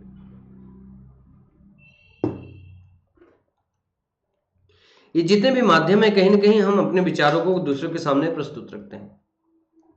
और आप अच्छी तरीके से जान सकते हैं कि जब एक विचार दूसरे विचार से कांटेक्ट करते हैं, जैसे मान के चलिए एक विचार है इधर है, एक विचार हम यहाँ से लेकर के आ रहे हैं, ये एक्स है, ये वाई का विचार है, अब ये अगर यहाँ बीच पे आते हैं, अगर इनकी वैचारिक समानता होती है ना, समानता होती है तो टिक, यस। और मान के चलिए कि इनके विचारों में असमानता होती है तो, है ना, असमानता होती है, अगर इनके विचारों में असमानता आ गई तो क्या हो जाता है, तो हम देखते हैं सोशल मीडिया वार शुरू हो जाता है। तो इंटरनेट का प्रयोग भी अगर देखें एक तरीके से तो हम अपने वैचारिक स्थिति को बहुत बड़े क्षेत्र में फैलाने के लिए इसका प्रयोग कर सकते हैं। तो आप देख रहे हैं कि इसमें इसका दुरुपयोग भी है, क्योंकि एक गलत विचारधारा को आप कितने ज्यादा लोगों तक कितने मिनिमम समय में पहुंचा सकते हैं, इसका प्रयोग भी इंटरनेट के माध्यम से ही होता है और इन प्रसिद्ध प्लेटफॉर्म के माध्यम से ही होता है। और आप देखिए इंटरनेट के साथ मैं इंटरनेट को अगर डिफाइन करूं तो मैं आपके साथ कर सकता हूं कि एक सुदूर बैठे व्यक्ति के साथ में अपने प्लेटफॉर्म का यूज करना एक इंटरनेट है। लेकिन अगर प्लेटफॉर्म पे अगर हम बात करें तो प्लेटफॉर्म ही ये हैं, जैसे फेसबुक है, ट्विटर है, इंस्टाग्राम, यूट्यूब, गूगल, जितनी चीजें हैं, अगर इंटरनेट हटा दीजिए तो ये सारी चीजें समाप्त हो जाएंगी। ठीक है, तो एक्चुअली इंटरनेट पूछा तो इंटरनेट क्या था, लेकिन आपको लिखना था सोशल मीडिया प्लेटफॉर्म पे, लिखना था कि सोशल मीडिया प्लेटफॉर्म में जितनी भी चीजें प्रयोग की जा रही हैं उसके सकारात्मक और नकारात्मक पहलू कैसे हैं और कैसे आपस में इससे जो होता है परंपरागत संघर्ष पैदा हो जा रहा है। तो देखिए जैसे होता क्या है कि आज इंटरनेट पे कोई बाउंडेशन नहीं है कि कौन होगा कौन नहीं हो गया, हर व्यक्ति इंटरनेट यूज कर रहा है। तो ऐसी स्थिति में अगर देखा जाए तो ये प्लेटफॉर्म काफी बड़ा हो जाता है और इस प्लेटफॉर्म पे जब हम काम करने शुरू करते हैं तो हम शायद इस विचारधारा से मुक्त हो जाते हैं कि हम जिसके लिए जो बातें कहने जा रहे हैं वह उसे पसंद आएगी या नहीं पसंद आएगी, ठीक है, उसका क्या मानक होगा, उन मानकों का बिना ख्याल किए हुए हम क्या कर देते हैं, इसका प्रयोग शुरू कर देते हैं और इसका दुष्परिणाम हमारे सामने आने लगता है। अब देखिए जैसे हम कैसे किन सेवाओं को प्राप्त करते हैं इंटरनेट के माध्यम से, जैसे मुफ्त सेवाओं को प्राप्त करना, फोटोज भेजना, वीडियोज भेजना, कॉलिंग करना, वीडियो कॉलिंग करना, पैसे भेजना। अब आप देखिए कि जैसे मान के चलिए हम किसी को संदेश भेजना, अगर इसमें बहुत हाई कॉस्ट अगर लगता होता, ठीक है, तो हम शायद संदेश को एक लिमिटेशन में डालते, जैसे डाक पेपर भेजना या कुरियर करना या हम लेटर लिखना, ये एक कॉस्टली था। आज आप व्हाट्सएप कर देते हैं, किसी को एक मैसेज आ जाता है, व्हाट्सएप कर देते हैं। अभी हाल ही में मैंने इंटरनेट यूज करते समय एक मेरे पास लिंक आया और मैंने उस लिंक को टच किया और मेरे अकाउंट से पैसे हैक हो गए। ठीक है, आप किसी की फोटो आप किसी को भी शेयर कर देते हैं, राइट टू प्राइवेसी का अंत हो जाता है। आप कैसी भी वीडियो बना लेते हैं और आप उसे प्राइवेट कर देते हैं या पब्लिश कर देते हैं, तो आप कहीं ना कहीं, है ना, किसी की डिग्निटी और किसी के राइट टू प्राइवेसी पे आप हमला कर रहे हैं। लेकिन आप इसका पॉजिटिव देखिए, आप किसी अगर मान लीजिए कोई बच्चा खोया हुआ है और उसे आप इंटरनेट के माध्यम से आप अपने सोशल मीडिया के साइट पे डाल देते हैं, तो दूर दूर तक क्षेत्रों तक जाते जाते उसकी फोटो अटैच हो जाती है और बच्चा अपने परिवार तक पहुंच जाता है। तो किसी भी व्यवस्था का सकारात्मक और नकारात्मक दोनों पहलू, तो हमें एक नियंत्रित अनुशासित प्रयोग जो है करना चाहिए शायद ये इसकी संघर्ष के अंत का एक पहलू बन सकता है। तो आप देख रहे हैं कि इन व्यवस्थाओं से कैसे कैसे चीजें आती हैं। अब जैसे सोशल मीडिया के सकारात्मक, देखिए आज सोशल मीडिया, अगर इंटरनेट नहीं होता, अगर हम इंटरनेट का यूज देखें, ठीक है, अगर हम देखें तो इंटरनेट का सबसे बेहतर प्रयोग तभी हम देख पा रहे हैं जब आप देखिए आज पढ़ाई करने का एक बेहतर तरीका आप इंटरनेट से अटैच करके आप जोड़ के देख सकते हैं। पैसा कमाने का एक बहुत बड़ा साधन है। आप देखिए इंटरनेट, जैसे मैं आपसे लाइव बातें कर रहा हूँ, आपसे इन क्लासेस को बातें कर रहा हूँ, आपको समझा पा रहा हूँ कि पेपर हुआ, मैं कहाँ बैठा हूँ, कोरोना पैंडेमिक से पूरी तरीके से लोग अपने घरों में कैद हो गए। अगर आज इंटरनेट नहीं होता तो आज हमारे अभिव्यक्ति की आज़ादी, अपने प्रियजनों से संपर्क, अभिव्यक्ति की आज़ादी, मनोरंजन का साधन, ज्ञान का भंडार और बिजनेस और व्यापार, ये कैसे चलता। तो अगर आप देखना चाहेंगे तो ये इंटरनेट के बेहतर यूज हैं, ये इंटरनेट के बेहतर परिणाम हैं जिनका प्रयोग हमने अपने बुद्धि विवेक के माध्यम से किया। इसके सकारात्मक परिणाम ये होते हैं। अब से अगर इसके नकारात्मक परिणामों की बात करें तो लोगों को इतनी लत लग जाती है कि वो धीरे धीरे आलस में चले जाते हैं। तो आलस ही मनुष्याणम सर्वदुःखार्णम। अब वो वीडियोस देख रहे हैं तो देख रहे हैं, लगातार देखते चले जाते हैं। वास्तविकता से दूर जो सोशल मीडिया पे जो दिखाया जा रहा है उसे ही सत्य मान लेते हैं। तो इंटरनेट का दुरुपयोग है। समय बहुत लॉस होता है। आप रात में, आपकी नींद खराब होती है, आप रात रात भर जगते हैं, वीडियोस देखते हैं, किसी की बातें सुनते हैं, चैटिंग करते हैं। अगर इंटरनेट नहीं होता है तो सारी गतिविधि रुक जाती है। ठीक है, सोशल मीडिया गैर जिम्मेदार बनाता है, मतलब अनरिस्पॉन्सिबल बना देता है। आप किसी भी काम को कहीं से भी करते हैं और कुछ भी इस तरीके से मैसेज पोस्ट करते हैं या अपना काम नहीं करना चाहते हैं। ठीक है, पैसे की हानि होती है। आप नेट का यूज, जब आप यूज करते हैं, इतने हैबिचुअल हो चुके हैं नेट के कि अगर आपके मोबाइल में नेट ना हो तो फिर आपका लगता है आपके पास कुछ है ही नहीं। राजनीतिक पार्टियां इसका गलत प्रयोग करती हैं। सांप्रदायिकता, कम्युनल्स डायलॉग करा देती हैं, कम्युनल्स डिस्प्यूट्स पैदा कर देती हैं। तो ये बहुत सारे मानक हैं जिनका नकारात्मक पहलू पे इम्पैक्ट पड़ता है। अफवाह फैलाता है सोशल मीडिया। आप देखिए कितनी ऐसे झूठी अफवाहें फैल जाती हैं जिससे क्या कहते हैं, समाज में बैड इम्पैक्ट पड़ता है। तो ये सब कुछ डिपेंड ऑन इंटरनेट है। तो संघर्ष तो चल ही रहा है, सकारात्मक और नकारात्मक के बीच का संघर्ष तो है ही, लेकिन हम कैसे इसे पा सकते हैं? तो इसके नियंत्रित प्रयोग से। सरकार ने जैसे पोर्न वीडियो को रोकने की कोशिश कर दी, आप एक प्रोहिबिशन लगा दिया। तो ये गलत, जैसे आप सोशल मीडिया पे अगर कोई गलत पोस्ट आप डालते हैं तो आपको उस मीडिया का पोस्ट जो आप डालते हैं उसका मानक बना के आपको अरेस्ट किया जा सकता है। तो सरकार लगातार इस पे बेहतर काम कर रही है और आज देख रहे हैं कि लगातार आपके अकाउंट्स हैक हो रहे हैं। आपका जो सोशल मीडिया पेज है वो हैक हो रहा है, कोई और यूज कर रहा है, कोई और किसी से पैसे मांग रहा है, उसका गलत इम्पैक्ट जा रहा है, आप पे गलत मैसेज डाल रहा है, गलत फोटोज पोस्ट कर रहा है, तो उससे आपकी क्रेडिट का लॉस हो रहा है। तो बहुत सारे ऐसे मानक हैं जहाँ पे अगर आप देखेंगे इस बात को तो इसका बैड इम्पैक्ट पड़ रहा है, बहुत बुरा इसका प्रभाव पड़ रहा है, लेकिन फिर भी इसकी बहुत बड़ी अच्छाइयाँ भी हैं। यदि इंटरनेट न होता तो आज हम घर बैठे ही पूरी दुनिया के न होते और पूरी दुनिया हमारी मुट्ठी में नहीं होती। तो चाहे अगर कहा जाए तो इसके सकारात्मक परिणाम के साथ साथ नकारात्मक बिंदुओं पे भी चर्चा करनी है, लेकिन आपको बैलेंस निकालना है, इसके साथ आपको व्यवस्था बना के चलनी है। दोस्तों अगला प्रश्न देखा जाए तो अगला प्रश्न है कुछ ऐसे सेंटेंस दिए गए हैं जिनको आपको एक्सप्लेन करना है। जैसे स्वामी विवेकानंद का एक सेंटेंस है, किसी की भर्त्सना नहीं कीजिए, अगर आप मदद का हाथ आगे बढ़ा सकते हैं तो ऐसा कीजिए, यदि नहीं तो आप हाथ जोड़ लीजिए। कभी प्यासे को पानी पिलाया नहीं, ठीक है, बाद गंगा नहाने से क्या फायदा। भला किसी का कर न सको तो बुरा किसी का मत करना। ठीक है, ये बातें लगातार आती रहती हैं और एथिकल पहलू से इस बातों का बहुत बड़ा मीनिंग है कि अगर आप किसी की भलाई नहीं कर सकते हैं, किसी व्यक्ति का सहयोग नहीं कर सकते हैं, तो आप उसका बुरा भी नहीं चाह सकते हैं, बल्कि आप उसके हित के लिए उसके लिए शुभेच्छा दे सकते हैं, प्रयास कर सकते हैं। तो मुझे लगता है कि इस प्रश्न में बहुत ज़्यादा आपको डिस्कस करने की जरूरत नहीं थी। कुछ ऐसी बातें, कुछ ऐसे दोहे, रहीमन निज मन की व्यथा मन ही राखो गोय, सुन ठिले हैं लोग सब बांट न ले हैं कोई, है ना। रहीमन तीन प्रकार ते हित पर हित पहचान, पर बसे परोस बसो परे मामला जान, है ना। रहीमन धागा प्रेम का मत तोड़ो चटकाए, टूटे से फिर ना जुड़े जुड़े गांठ पड़ जाए। ठीक है, निंदक नेरे राखिए आंगन कुटी छवाए, बिन पानी साबुन बिना निर्मल करे सुहाए। तो ये टिप्पणी, ये दोहे, ये चौपाइयाँ, ये आप पद्य भी आप लिख सकते थे और इसके साथ इसका विस्तार कर सकते थे। तो प्रश्न इजी है, आप इसका डेवलपमेंट देख सकते थे। देखिए, स्वयं को खोजने का सर्वोत्तम मार्ग है कि अपने आप को अन्य की सेवाओं में डाल दीजिए। आप देखिए, अगर आप देखिए, आप देखते हैं, आनंद की प्राप्ति चाहते हैं, आनंद चाहते हैं, आनंद आनंद तभी प्राप्त होगा जब आपके अंदर सेवा भाव होगा। आप देखते हैं, किसी धर्मार्थ स्थल पे जाते हैं तो आपके मनोभाव में क्या परिवर्तन आता है। मान लीजिए अपने घरों में बैठे हुए हैं तो आपकी एक अलग विचारधारा होती है, लेकिन जैसे ही आप तीर्थाटन करते हैं, आप किसी तीर्थ स्थल पे जाते हैं तो आपके अंदर क्या भावना आती है, आप इस बात को आप महसूस करिए। अब बताइए, इस भावना के आधार पे आप क्या सोचते हैं। ठीक है, तो अगर आप इस बारे में अगर आप सोचिए तो आपका जो प्रभाव होता है, जो मानसिकता होती है, वही वास्तविकता में आप आनंद प्राप्त करते हैं।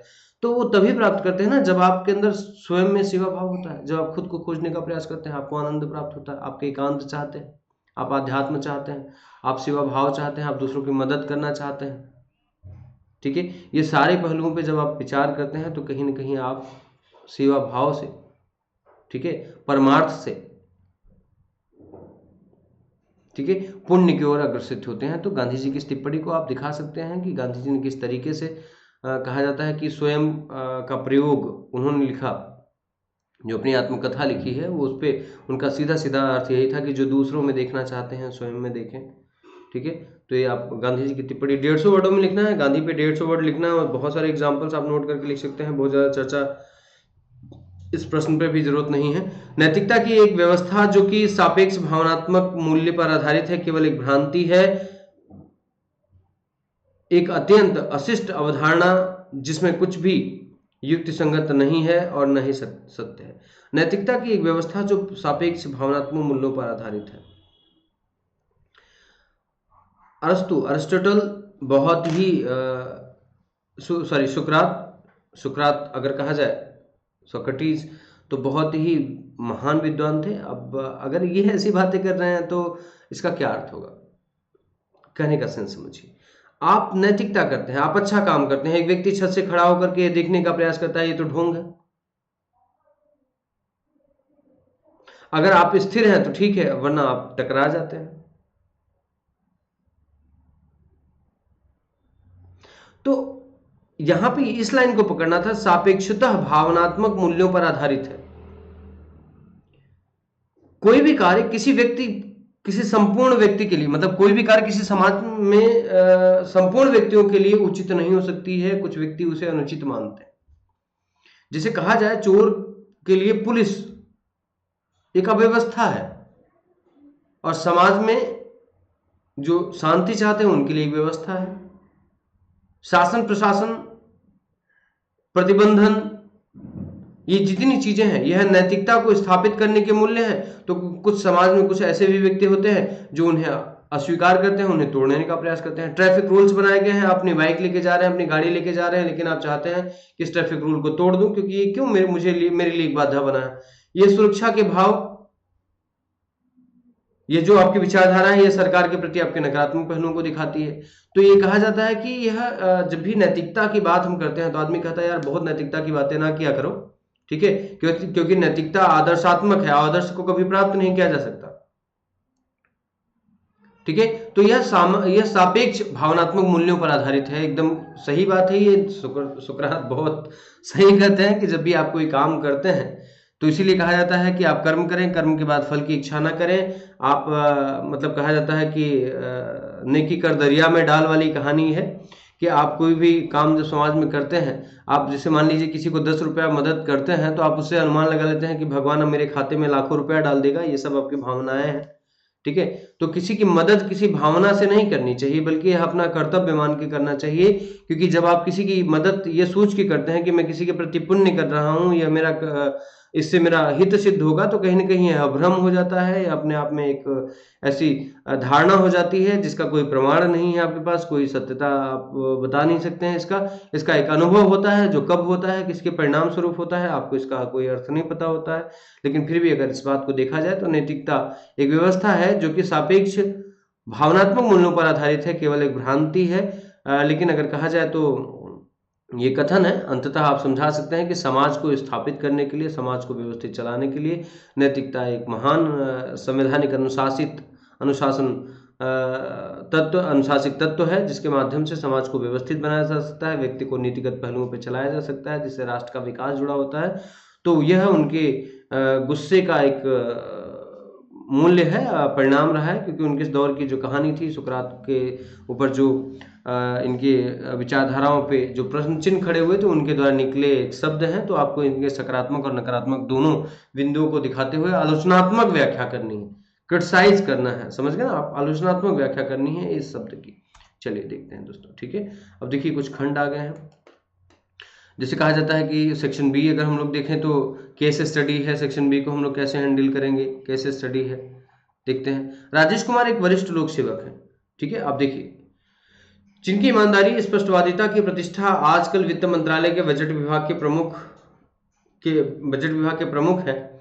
वर्तमान में उनका विभाग राज्यों को बजटीय सहायता व्यवस्था करने में व्यस्त है। इसमें 4 राज्यों में इसी वित्तीय वर्ष में चुनाव होने हैं। इस वर्ष के वार्षिक बजट के राष्ट्रीय आवास योजना, ठीक है, के लिए 83 करोड़ रुपए आवंटित किए गए हैं। यह समाज के कमजोर समूहों के लिए केंद्र प्रायोजित सामाजिक आवास योजना है। जून माह में 775 करोड़ रुपए एनएच के लिए दिए जा चुके हैं। निर्यात को बढ़ावा देने के लिए आवास वाणिज्य मंत्रालय काफी समय से एक दक्षिण राज्य में विशेष आर्थिक जोन एसईजेड मतलब स्पेशल इकोनॉमिक जोन, ठीक है, स्थापित करने की पैरवी कर रहा है। केंद्र और राज्य के मध्य 2 वर्षों तक चली विस्तृत चर्चा के बाद अगस्त माह में केंद्रीय मंत्रिमंडल ने इस योजना की स्वीकृति प्रदान कर दी है और आवश्यक भूमि प्राप्त करने के लिए प्रारंभिक प्रक्रिया आरंभ की गई।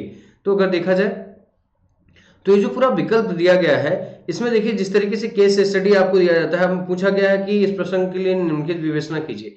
कल्याणकारी योजना से विकास योजना में राशि के पुनर्वियोजित में निहित नीतिपरक उद्देश्य। अब देखिए, जैसे कोई कल्याणकारी योजना आप बनाते हैं, उसके लिए जो धनराशि दी गई होती है, उसके निहित नीतिपरक उद्देश्य क्या होते हैं। आप जानते हैं कि जब तक कोई, मान लीजिए कोई योजना बनाते हैं, उस योजना को पूर्ति के लिए किस संसाधन की आवश्यकता होगी, श्रम की आवश्यकता होगी, भूमि की आवश्यकता होगी, आप नवीनता वैज्ञानिकता की आवश्यकता होगी, ठीक है, कार्य क्षेत्र की आवश्यकता होगी। इन समस्त वैल्यूओं को पूरा करने के लिए अगर कहा जाए तो मूल्य देने की आवश्यकता होगी, अर्थात अर्थ की आवश्यकता होगी।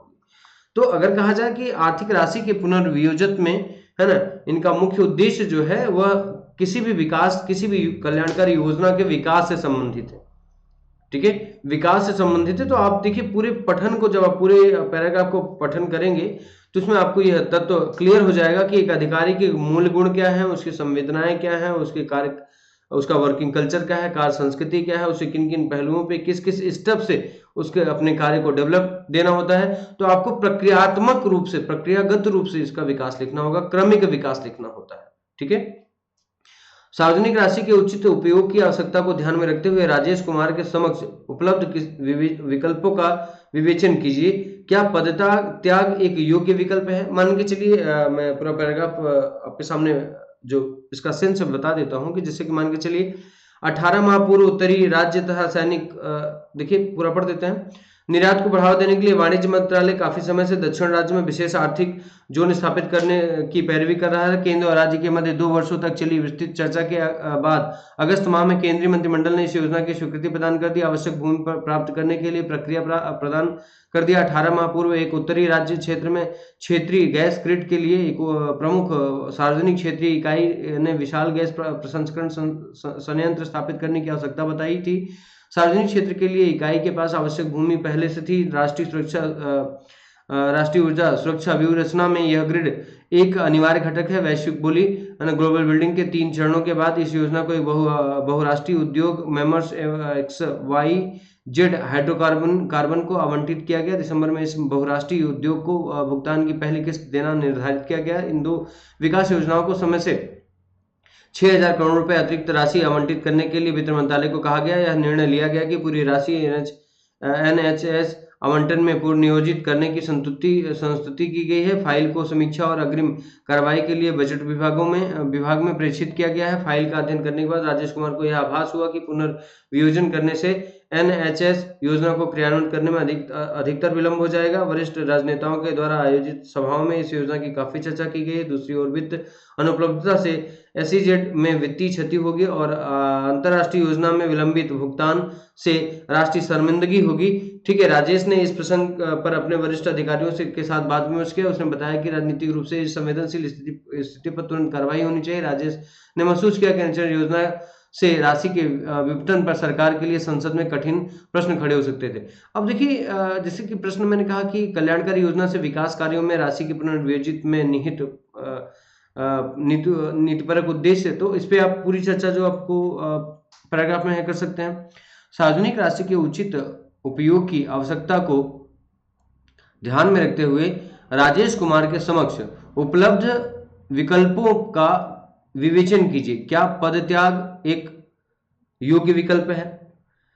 ठीक है, तो आप देखिए दोस्तों केस स्टडी पे जो भी है हम डिस्कशन, वो आपको पूरा का पूरा खंड सेक्शन बी है ना, सेक्शन बी पे हम चर्चा आपके लिए कल करेंगे। तो दोस्तों आप देखिएगा कि पूरी चर्चा इस पे हम आपको एक एक उत्तर जो है आपको इस पे जो होगा वो हम आपको कल दिखाएंगे। ठीक है, आज देखिएगा जितने भी ये आपके प्रश्न नंबर दिए गए हैं 8, 9 दिए गए हैं, 8, 9, 10, 11 प्रश्न हैं आपके, तो इन पे चर्चा हम विस्तृत रूप से करेंगे। और अभी सारे प्रश्नों को मैंने जो संदर्भित किया, उन प्रश्नों पे आप सभी अपनी सुझाव दें और क्या इसमें बदलाव, क्या आपको बेहतर आंसर लगा, किस तरीके से आपको एक एक प्रश्न का मैंने विस्तार पूर्वक आंसर दिया। केस स्टडी पे जो हम उत्तर देंगे आपको कल, आपको इसी समय केस स्टडी पे भी आपको पूरा डिस्कशन मिलेगा, क्योंकि पेपर का पैटर्न बड़ा होता है कि बिंदुओं पे चर्चा करनी है। तो आपके सामने फिर उपस्थित होगा दोस्तों, इसके लिए बहुत बहुत धन्यवाद। Thank you very much.